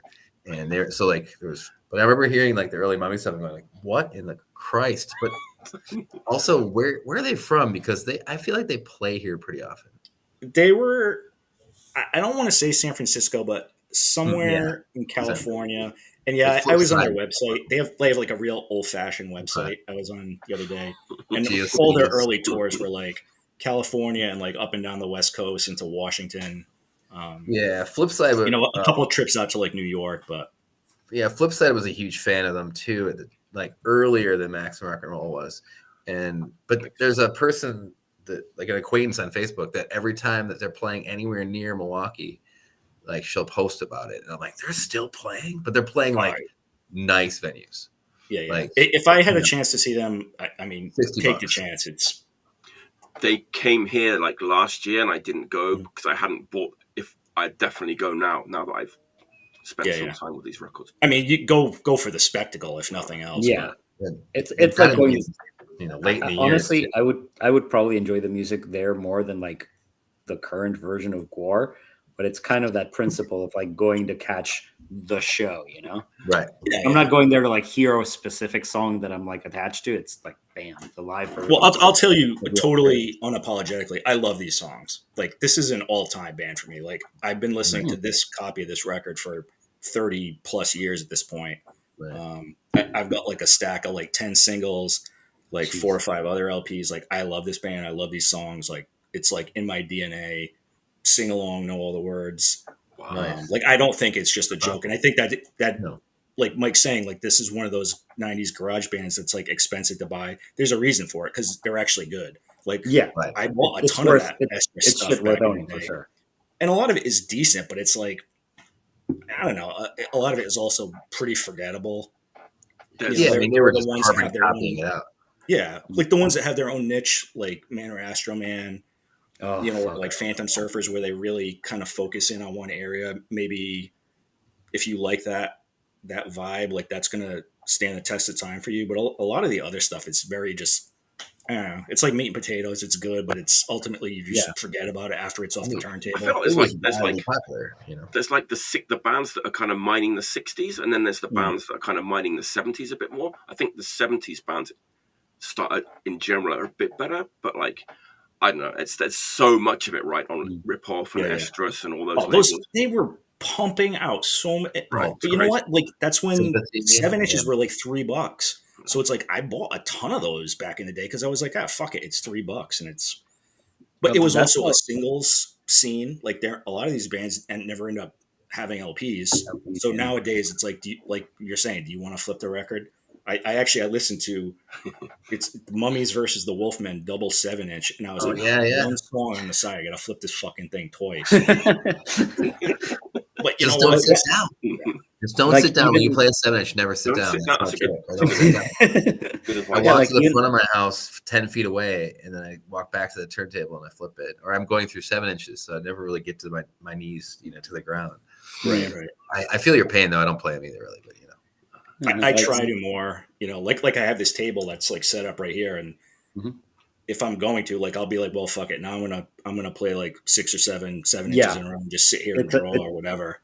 Make it a little kind of session. But and I was gonna say, like, the way that the first time I heard the Phantom Surfers is that, like, when I was like 15, 16 living in Miami, I got in with these dudes that did a zine, and they would like kind of pass off stuff to me to review. And I knew nothing. Like I was 16, so I thought I knew everything. And like I got a Phantom Surfer 7-inch, and I was like, "This isn't punk." And I kept listening to it over and over, and I was like, "There's something in here that's keeping me with this." So like even afterwards, I had to move from Miami like to Brazil and then Colombia, like whatever, just a bunch of different places and stuff. And I would always look at it and be like, it's not my thing, but there's something in here and stuff. And then on that pile of shit that I would get to review, there was also like a bunch of that kind of like garage revival stuff that was like, is this fine? And like that stuff I got rid of, but that Phantom Surfers, I still have that. Nice. I saw them a couple of times in the 90s. They were great too. I didn't know the Mummies connection. That's the first time I didn't know that. Actually. Yeah, I didn't know. I mean, I looked it up on Wikipedia because obviously who knows who's in the Mummies. Yeah. And even the Phantom Surfers, like they wear the domino masks when they're on the stage or whatever. But nice. That's a great pick. I'm glad I didn't pick it. But we got a chance to talk about the Mummies on the show, which is cool. That's my third pick. Nice. All right, Daniel, what's your third? My third pick, I'm going to try to get through quickly because it's one of the ones where I'm going to sneak in an extra record. Okay. All right. So Tremors by Terrible Oh, Feelings. yeah. Beautiful. I love that record. I love that band. Because I saw, like, I was looking through the list of stuff, and both of Manuela's sing, like 12-inch on her the LP solo Rise. stuff are this is this fucking band. I just picked it up a couple weeks ago. Nice. I don't know where my original went, so I bought it again. So great. Just and kind of piggybacking of like that dark melodic feel that has kind of that was born sometime in the 80s and has found its way through punk through the decades and stuff. To me, this is like the apex of it. Like the guitar playing on this is so rock and roll. The feeling is punk. Her fucking vocals, they're amazing. Her like just kind of, I guess her lyrics aren't like anything particularly new or whatever, but the way she approaches kind of the dark subject, the way like she sings it, this is one of my favorite fucking records that's come out in the last like fucking 25 years. I love it to death. I have everything this band has done. Like I've got, the Japanese compilation CDs and shit.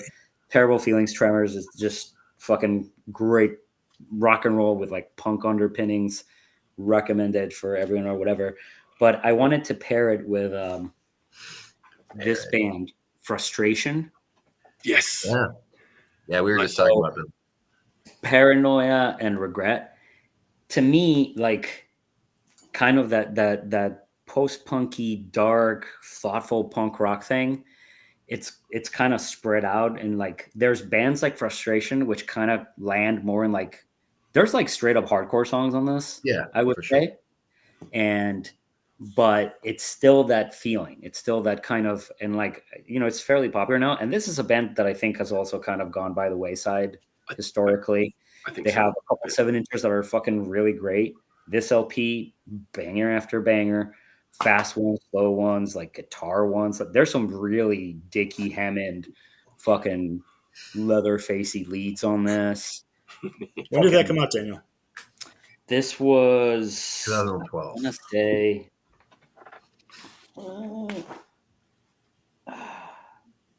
love it when they don't put the year on it. Oh yeah, I know. I want to say this was 2012. Sounds about maybe a little bit before sometime between 2008 to 2012, I would say. It's on Inimical out of Seattle. Yeah, that's Mike. Mike Worthington, right? Yeah.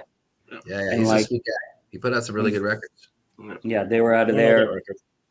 They've recently done a Bandcamp release only thing where like they put this stuff and the 7-inches together, and you could just get it together. So yeah, like in the modern realm of like the darky, post-punk, whatever you want to call it stuff, these two are kind of like, for me, like the two sides of it. And it's stuff that I'm listening to constantly. Like even like the Swedish stuff like Vanna Inget and True Moon, or like even and the American side of like, again, Arctic Flowers, and like there's been a couple other bands that have kind of grabbed onto that.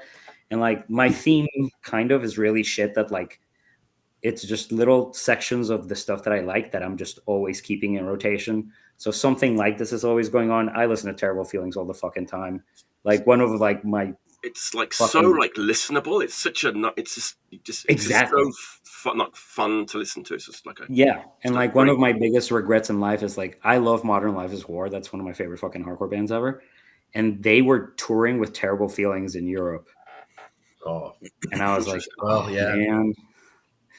But no way to get there or whatever. And never saw Terrible Feelings. Hopefully, we'll see Manuela and her solo shit on somewhere. She's playing that festival, I think, that we were just talking about. I think. Yeah. In Madrid, the Madrid festival. Wait, she's that one too.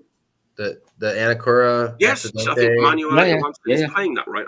I think that's correct. Is that the same one that Zounds is playing? Yes, and Toskos. Mm-hmm. Yeah, Toskos. I just saw Toskos tape today. Yeah, it was tempted. A crazy amount of bands on that. That's and it's like Zounds is billed like third. It's weird. That's the festival that Rachel wanted to go to on her birthday. So I think it is happening like right now, this weekend. So yeah. Okay. Why is everybody? I think there's a glitch tonight. Like nobody has like been in the chat at all. Like It's weird, but I mean, we're new. You got new kids. no. There's people watching, but the comments aren't coming up in the chat. Maybe these are all our friends. They're not used to interacting because they're all new people. New people watching new people do new things. Make yourself known. Yeah, but like Terrible Feelings, Frustration, both amazing. I'm looking for more Frustration records. I only have like the one with the kind of light blue cover, which has the 7-inch with it. Yeah, I don't know what it's called, but that's a great record. But I'm kind of I think I had the LP that Daniel had when I traded with Mike a few times back in the 2010. And some of this stuff I would keep, and most of it I would try to sell to Daniel. It wouldn't be fucking shocking to me if I got one of the because there's a color version of that, and I have both the color and the black, and I think only the black is listed on Discogs. And like, I'm pretty sure there's a good chance that I got that Frustration LP from you at some point when Halo 5 was running. 70-30, 50-50. Terrible Feelings. What's the full color cover LP? I think that's the one I'm kind of was trying to describe. It has got a full color cover. Yeah, it's her in the green dress and the band all kind of that's it. Yeah. Because I never got because I've purged my partial bits of my collection over the years more than once, and the color, like I think Tremors I just kind of let go, or I was selling it but I didn't keep a copy, and then the one with the color, whatever the name of it, that's the one I always held on to. When I found Tremors recently for like at a ridiculously affordable price, I was like and then I grabbed a 7-inch somewhere else and a 7-inch somewhere else. This is the Swedish pressing on Punks Only. Because I also picked up the Sabotage regular version and the fucking one with the, that's what I was getting it from was Sabotage too when I first had it. When I traded, when you could trade records with Europe, back in the because I think that other one, the first LP, what was that Canadian label? It's on Deranged, right? Deranged, and Deranged also did a bunch of like the Swedish stuff. That's No More Art, all that. Yeah. Oh, No More Art. Holy Christ. They did a split with somebody you probably like. I can't remember what band it was. Did they do an Arctic Flower split? No, it was them and another European band. I own it, but I only played fucking No More Art because it has that song Can't Let Go, which is fucking incredible. Yeah, she went on, the singer of No More Art, like Rhonda is the name of her current band, and it's just like soul music. Oh, weird. And it's so good. The first couple of records on that are really good. Yeah, but No More Art is crazy. I can picture it. And you probably bought it from me, or you bought it from Sabotage and paid too much or something. No, they put out great records. It's just shipping, Yeah. Wow. Yeah. Bringing me back. Right, so that's a great tooth. That's a great. That was a good double up. Thank you. So I have a tendency to buy records off of. I had a theme, but I'm playing off Daniel. I tend to buy records off old friends, like a distro I used to sell to or trade with or whatever. Like, I got a Go Slim record off a Dead Tank. I love that Josh guy, but he doesn't always have enough records. He has a really good Osmantantes bootleg. Yeah. And that's why I bought the Go Slim record, because I wanted to get a deal on the shipping. I'm going to buy this. I want that. Somebody else wants that Osmantantes record. So, et cetera, et cetera. So I was buying a load of records off my friend Mike in Poland. He runs Up the Punks, and puts out a lot of Crust stuff. But his distro is always really big, and he's always got tons of sleepers from like Eastern Europe, wherever. Carries a big distro, but he doesn't probably have he doesn't move a lot of these, but he's always got like one copy of everything. But there's a band from France called Lorelei, of all things. I'm not even going to attempt the French. That's the name of it right there. You should get it. I'm not French. Couleur d'Acier. Yeah, there you go. There you go. That's right. So I bought it on a whim because, I check everything on Bandcamp before I usually send people money to see if I like it. And it's basically if third LP Lefraction and yeah, I know. There we go. And got me. and this might miss a couple of you. And Not on Tour from Israel. The same band. So it's like Lefraction with way more octave chords and double picking. So it's and you can say 90s pop punk influence. Yeah, it's not gonna scare anyone. There might be some better than No Effects. But it's got, and then the vocals are like, you know, like how I can't remember her name from La Fraction, but there's like a little bit of a strain, but she can hold a note. There's some notes where you're like she's pushing a little too hard, so there's definitely like it's very punk, and you can, you know, there's a lot of like whoa choruses, but it's not too clean and not too modern. But it was just like one of these things where I found I'm like, oh my god, this is amazing. And just the other day I sent like, listen to this, because we were making fun of like the 90s pop punk beat or like, and instantly my friend was like, this is amazing. And just he doesn't have the same reference points at all. Just like this rules, because there's like the speedy picking and of like the really really tight technical pop punk of Not on Tour, and the like amazing like uplifting, you know, French punk of La Fraction. And it's like an 8-song LP, so it goes by. It's like maybe 21 minutes long, and I don't know where you can get it, because they're probably from them. But yeah, I'll listen to it sometimes on accident, like 2 or 3 times in a row. You know, because I've got it downloaded, of course. And so if the side goes by and I've got it in my headphones, it's just I'll just repeat it because it's so good. It's almost like there's some praying hands moments where the vocals are a little like kind of get a little scratchy because there's, you know, the notes, you know, and it's good. There's imperfections that work in that record, but I don't know. I don't even know who put it out actually officially. It comes with a CD too. The LP comes with a CD like they used to a long time ago. It's got this like you can always send that to me.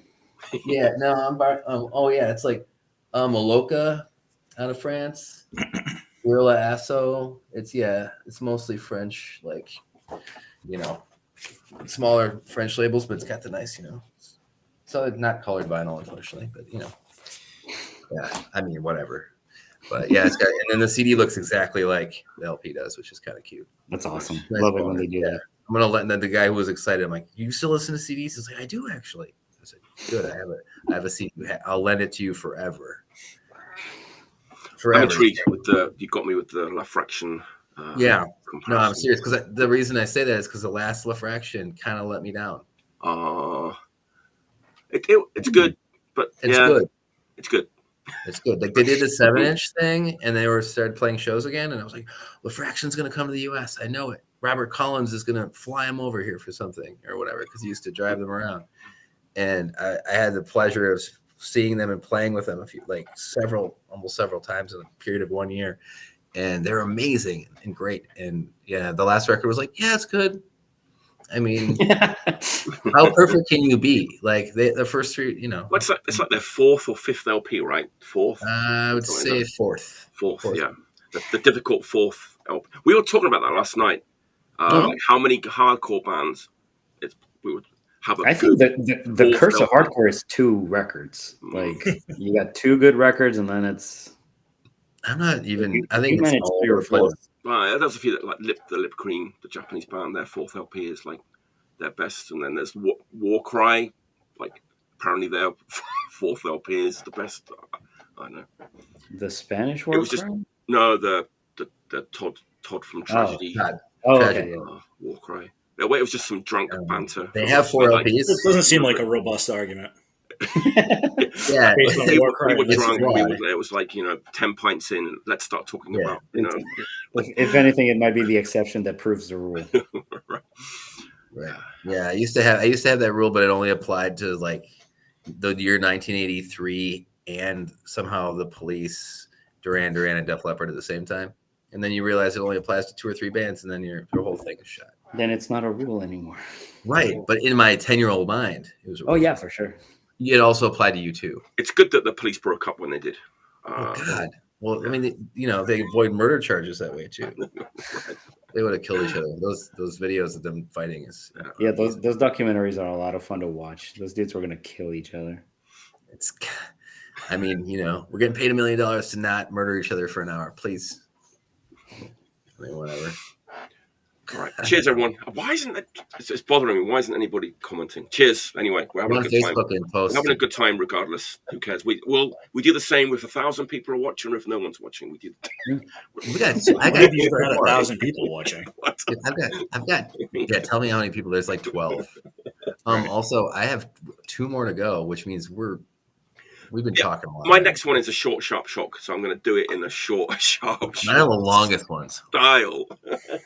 Okay, so like I think it was like a few episodes back, we were talking about like Italian hardcore, like the furious years in the 80s, like how many amazing bands there were, and then saying like these days there aren't so many like good bands from Italy, and people are like, well, there's this band, that band, that Spirito di Lupo record that came out last year is really, really good, and Golpe, another really good Italian band. This band kind of passed me by.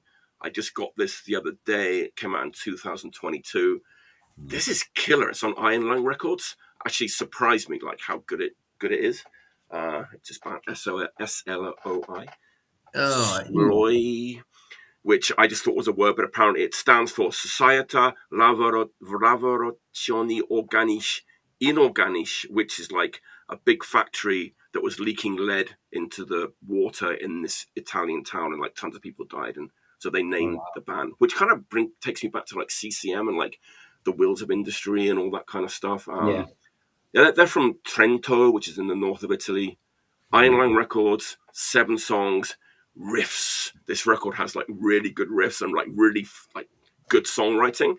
And Iron Lung kind of like push like the D beat angle of this record a bit, and I don't think they needed to. There are D beats on this, but this is not like a D beat record. I mean, look at the kind of, you know, the aesthetic, and it's more like old classic furious years, like Italian hardcore, done really, really well with some D beats in there. Horse vocals, great riffs, fast paced. Great record. If you slept on this one, I've never even seen that. I didn't know anything about it. I to be honest, if I had seen it, that would not even register as a record. Yeah, I would be interested in.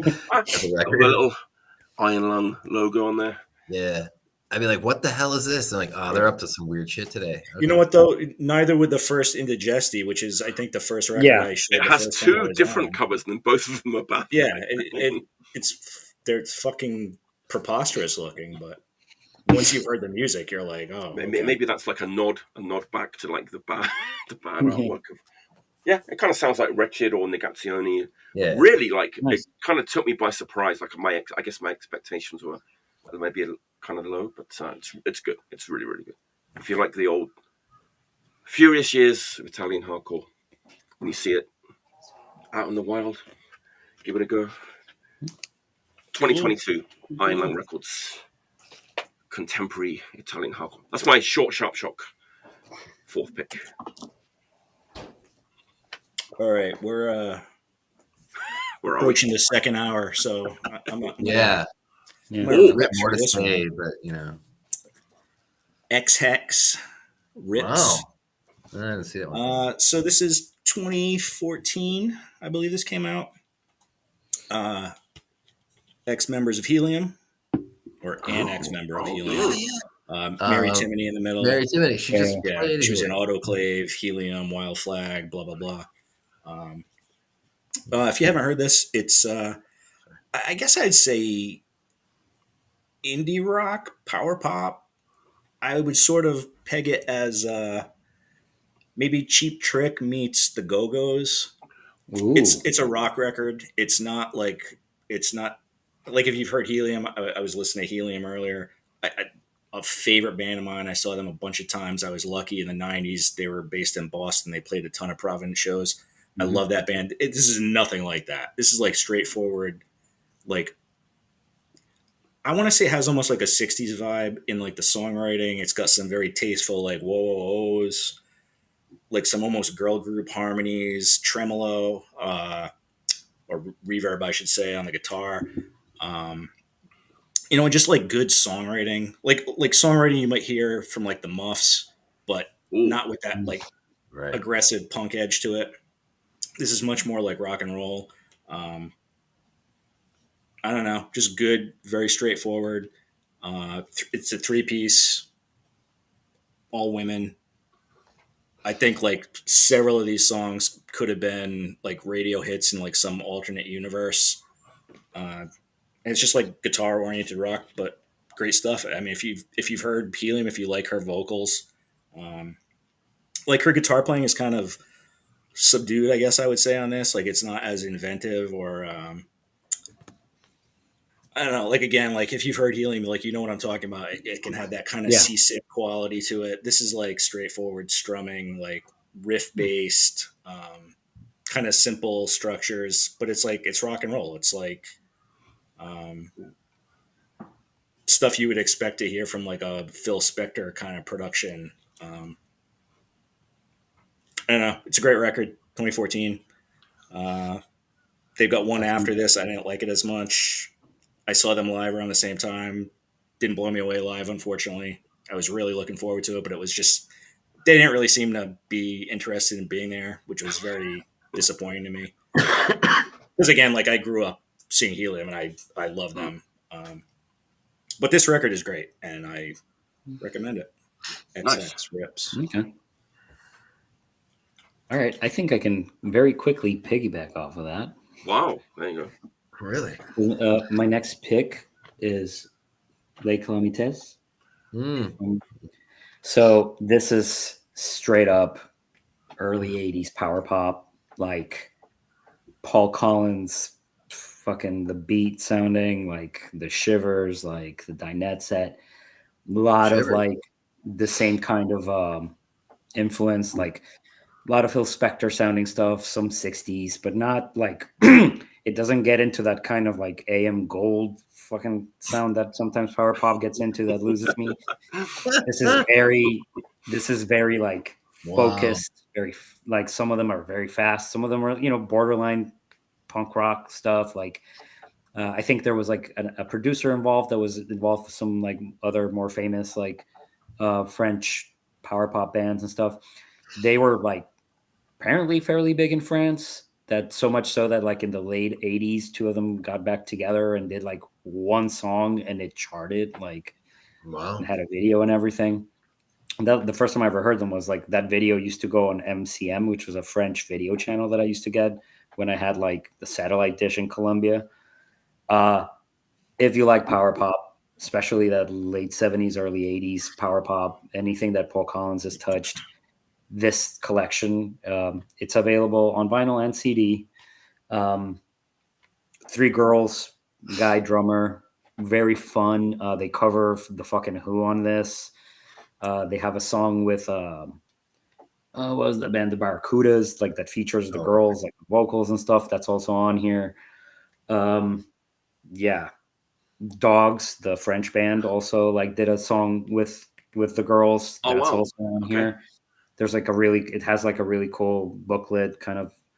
Unfortunately, the interviews are all in French, and so I'd have to have my girlfriend translate for me, but it has like a nice little story of the band and stuff. But like, if you look at them, like kind of it starts out with that like Beach Boys throwback vibe. You kind of get the idea of where and like it just progressed, and it's 18 songs. Some of them are like just kind of English versions of the French songs and stuff.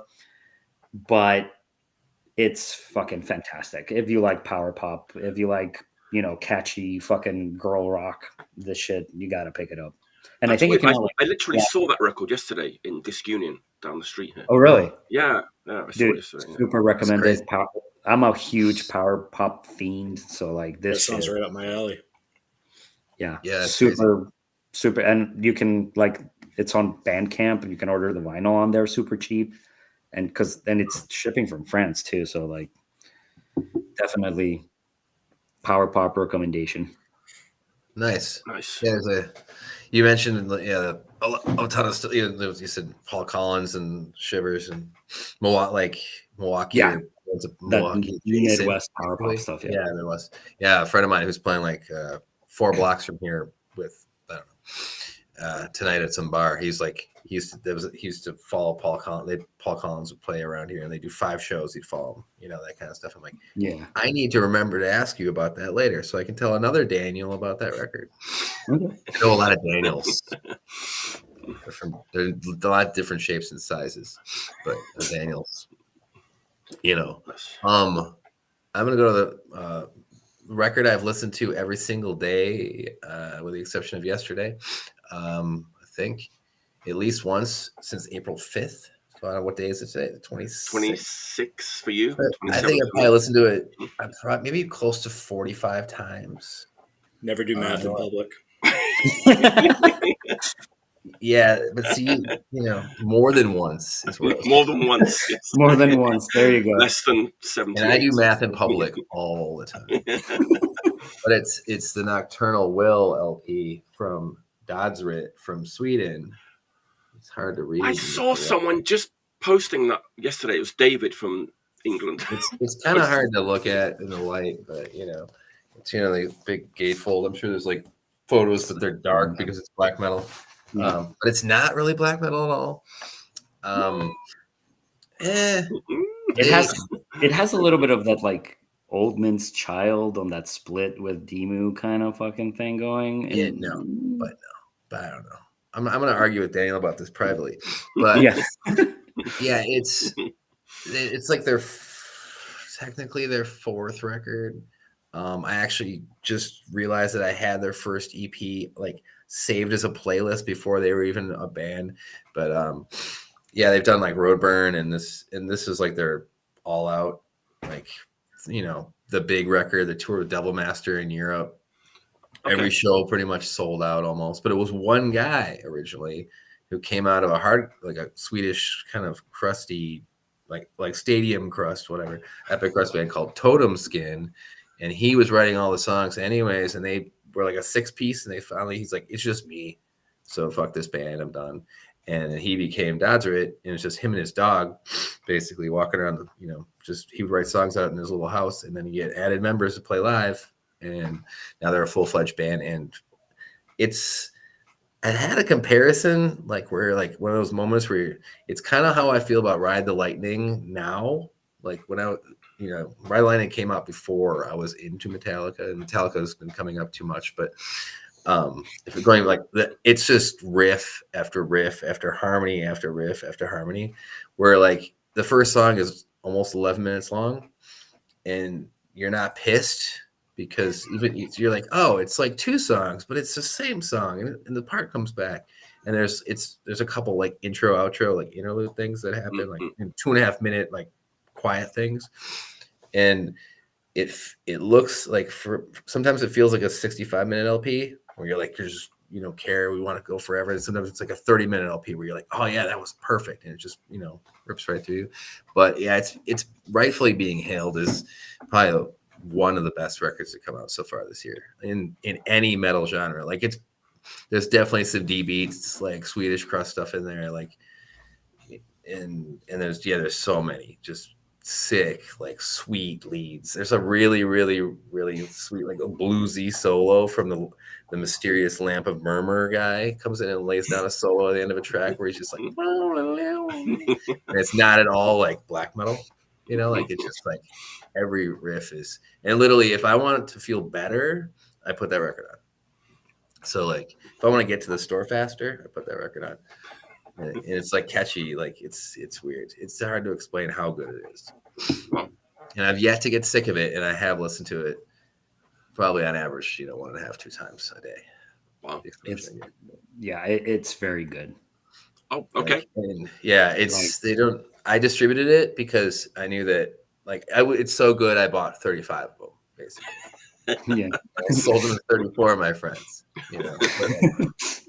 and I did it, and I actually Facebook told me that I did it with their last record, and I had forgotten that I did that. The previous LP I had done the same thing where I was like, I'll just distribute them because it's so good. I want more, and I want everyone to have them. But this one's so much better, even.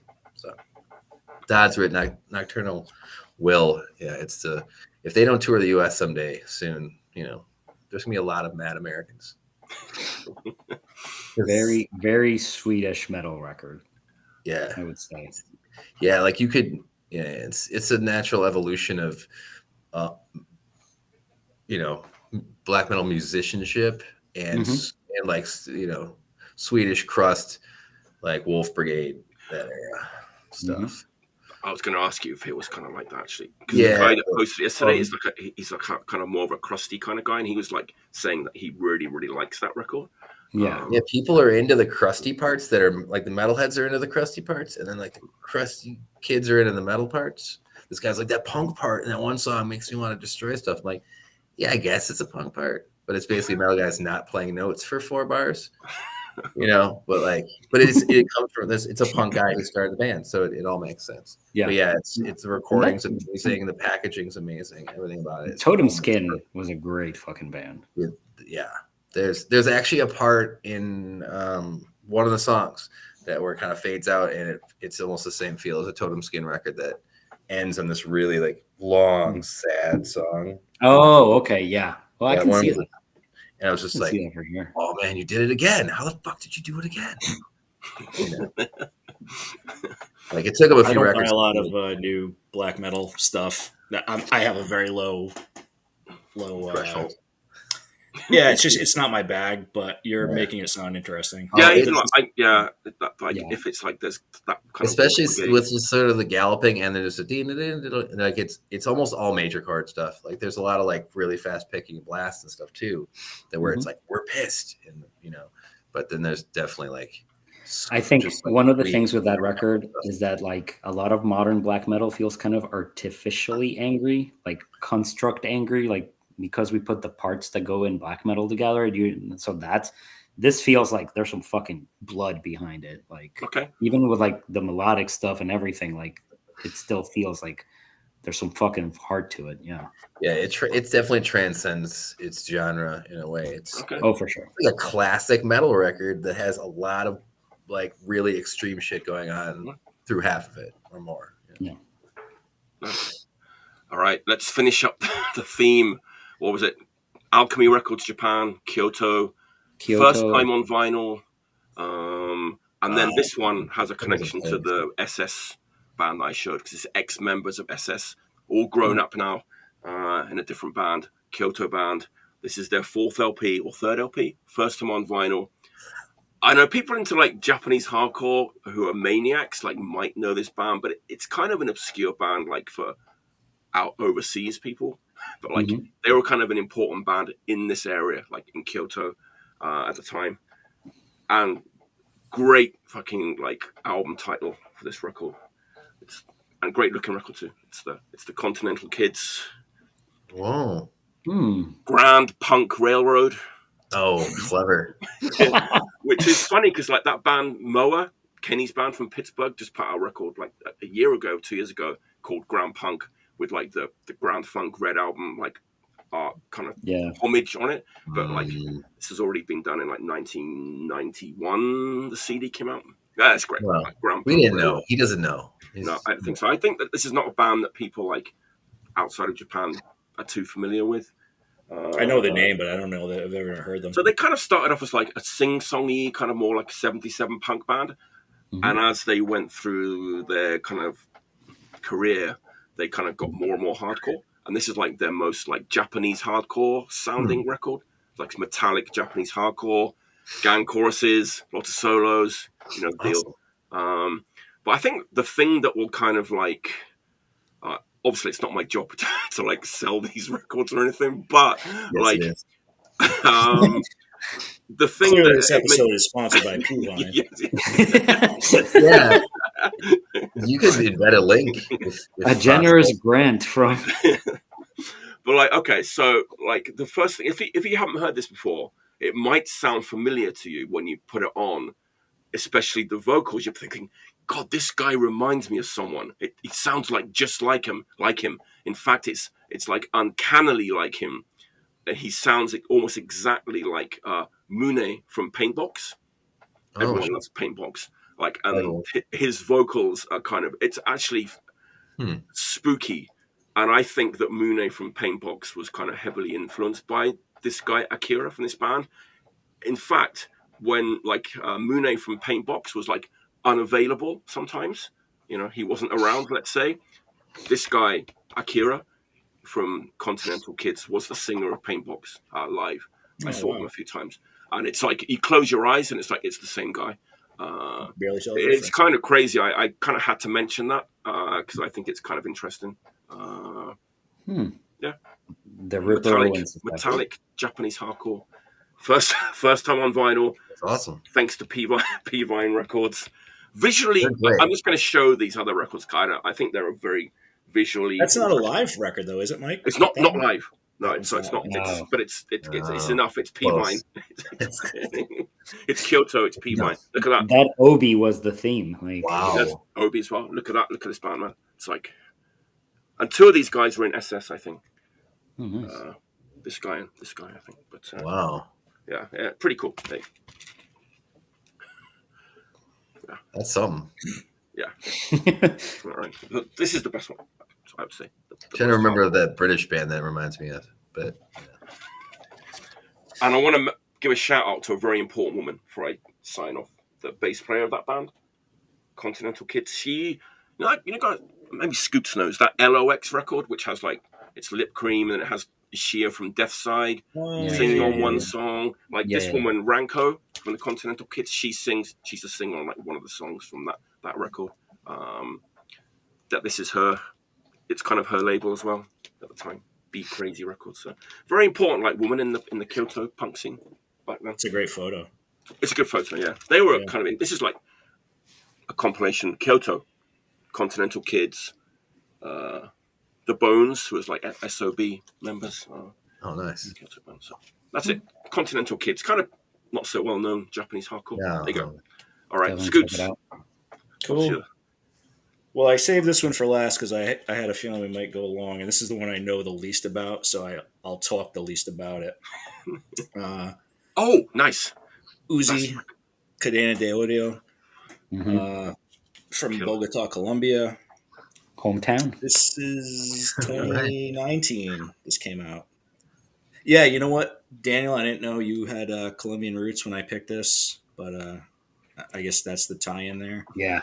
This has been issued a few times already since Yeah. 2016. This is on Discos MMM in America. I think it came out originally in Denmark, maybe. I think so. Nice screen printed fold over cover. I've been really getting into like the newer like Spanish language, especially female fronted Spanish language hardcore bands. It seems like there's just like so much of that out there. And I don't know if it's like something about like the cadence of the language just lends itself to hardcore, but like I don't know, like almost all of it that I hear I like. Whether I like it enough to buy it is one thing, but I almost always like it. And this one I liked enough to buy. It's great. Not so much like in the D-beat vein. It has kind of more like a street punk kind of feel to me. Like it's got like some of the kind of football chants and kind of sing along kind of choruses. Very simple riffing, but like a good like propulsive kind of rhythm section. I want to say 21 minutes long, which is like kind of an overachiever for like a for punk, yeah. record Well, these days, 21 minutes, yes, like, yeah, holy That's, shit, that's not, like, yeah, that's a. they were going for it, but yeah, I don't know. It's like it's probably not going to blow your mind, but like I mean, it's a punk record. It's great. I love this cover. I mean, kind of punk, right? Yeah. Yeah, Sure. it's Yeah. like female vocals, like just raw kind of shredded female vocals, but like it's not like again, it's not over the top DB. It's not over the top Crust. It's not trying to be the rawest. It doesn't sound like Enzyme or whatever. Yeah. It's like straightforward hardcore. Good stuff though. Bogota, Colombia. Yeah. That was definitely Members my of top 10. Neuro and I think so. Yeah. Tumbas, I think. There's a There's a pretty important band in Colombia in like the 90s, Policarpa y sus Viciosas.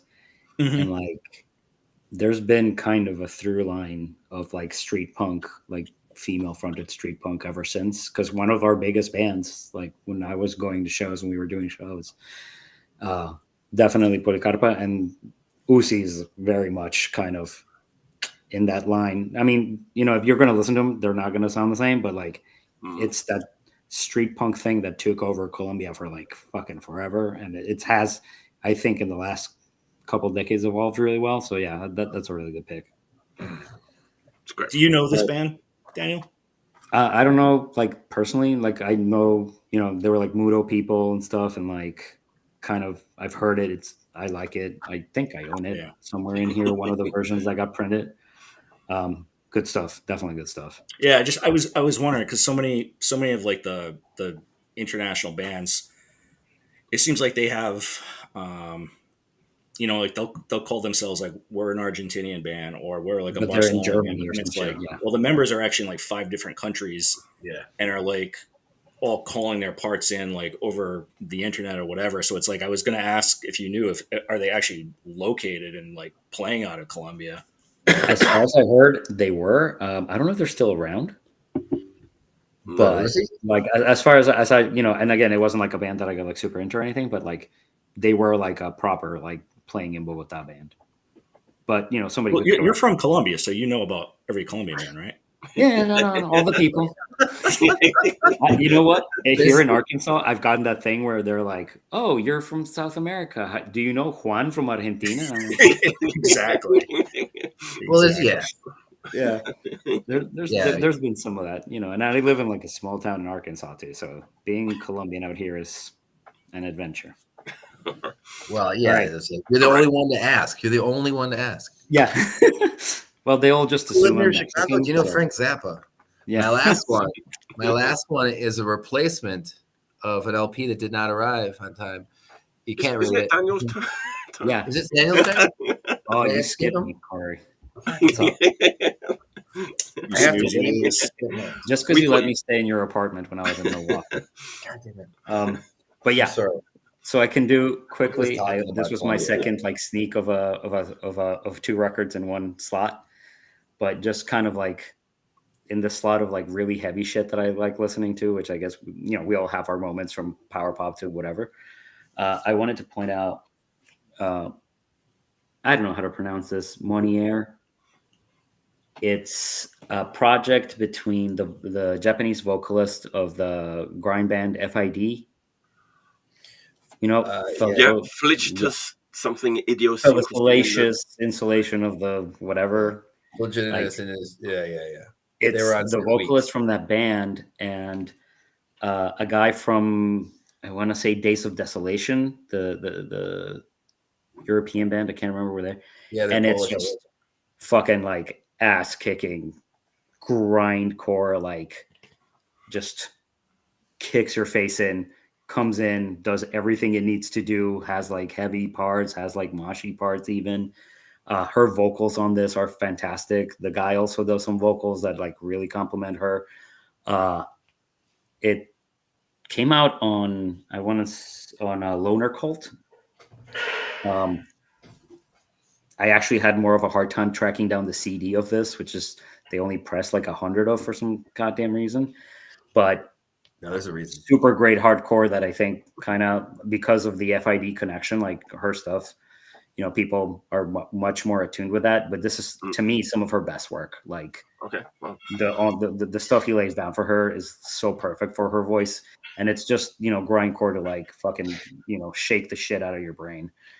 And then on the other side of it, because sometimes from fast to slow, definitely wanted to feature this band. Ugly from Arizona. They're like a doom sludge band.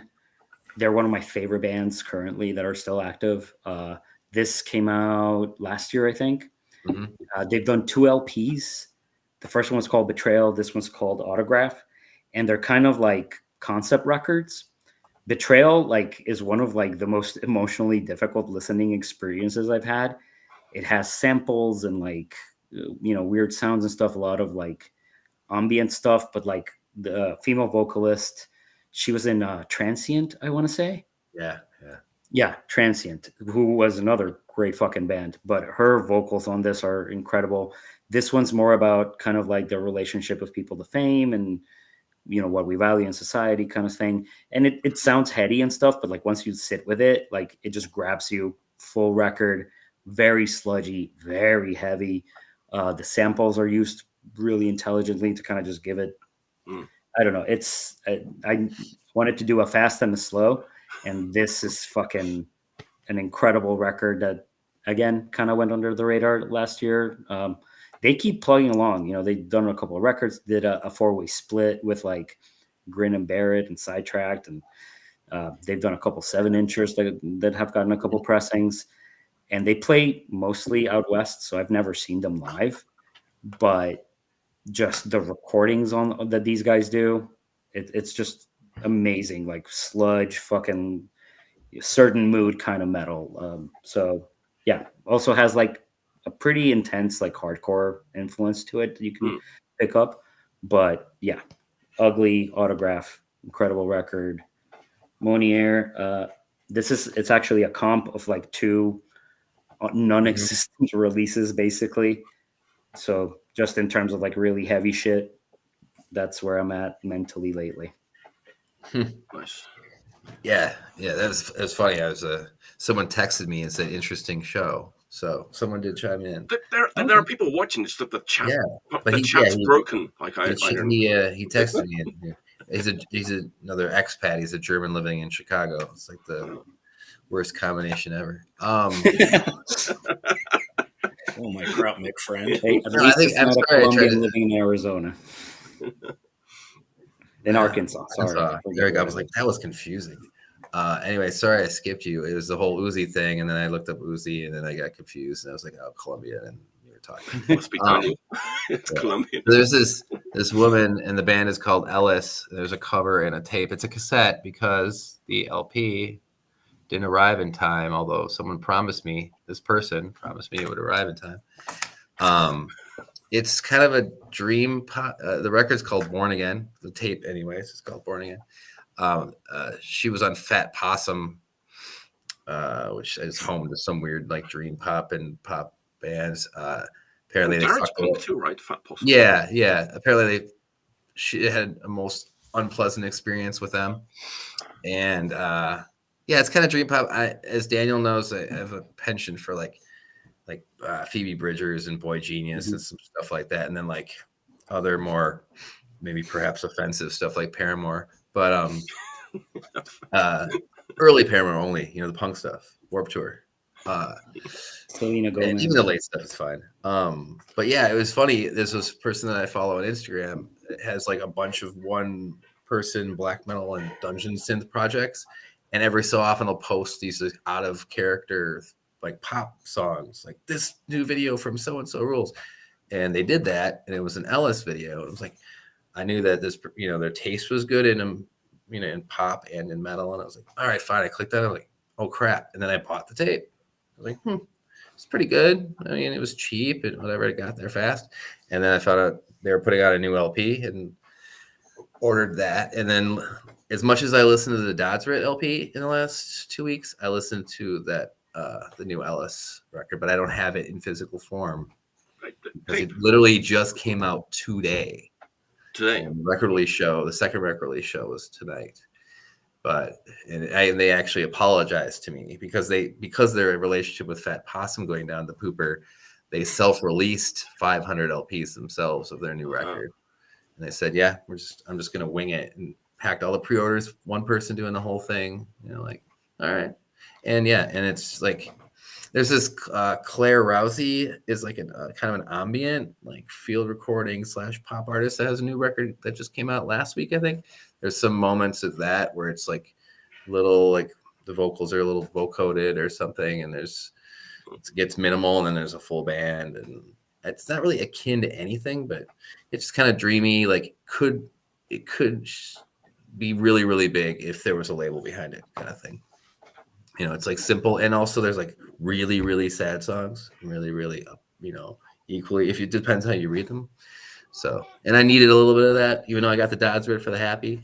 I got the Ellis for this sometimes sad, sitting on the porch, in the rain kind of stuff. So there you go. Nice. I wanted the vinyl, but I tied it all together with the tape. The trick. It's still analog. Before we finish up, this guy, he's been a good boy. He's been scared of this. He gets scared of the storm, so he needs to be near me. And usually he'll just sit next to me and yell a bunch. But he's been or dulcet tones. Engrossed in the conversation like everybody else was. How come he's not posting in the chat? Right? It's funny you mentioned that. My German friend just yelled at me. He said, "Fuck you for saying German in Chicago." I forgot he was still listening. So that's what I get. Why is the chat not working? I guess what I'll find out like after we log out, and people, my Facebook Messenger will be full of like, the chat's not working. The guy I was referring to though he's really, really nice, and he's very supportive. And he loves all the things that we love. He also bought a Dodge record from me, just like Daniel. So he's a proud supporter of all things me. So him as well. For me, it's getting late. I have to pee. So. Let me announce next week's show. There's a show next week. Canadian special. What could be better? The Canadian special. It was a show that was postponed from a few weeks back. Dave Brown, formerly of Career Suicide. Jason Flower, Mike Woodford, veteran of the show. It's going to be a good show. Same time next week. Let's hope the chat's working. It's going to be a good show next week. So tune in. Oh yeah. We'll carry on chatting for a little bit after we sign off. Let's do the greeting, the traditional, the classic greeting to sign off. Until next time, stay healthy and stay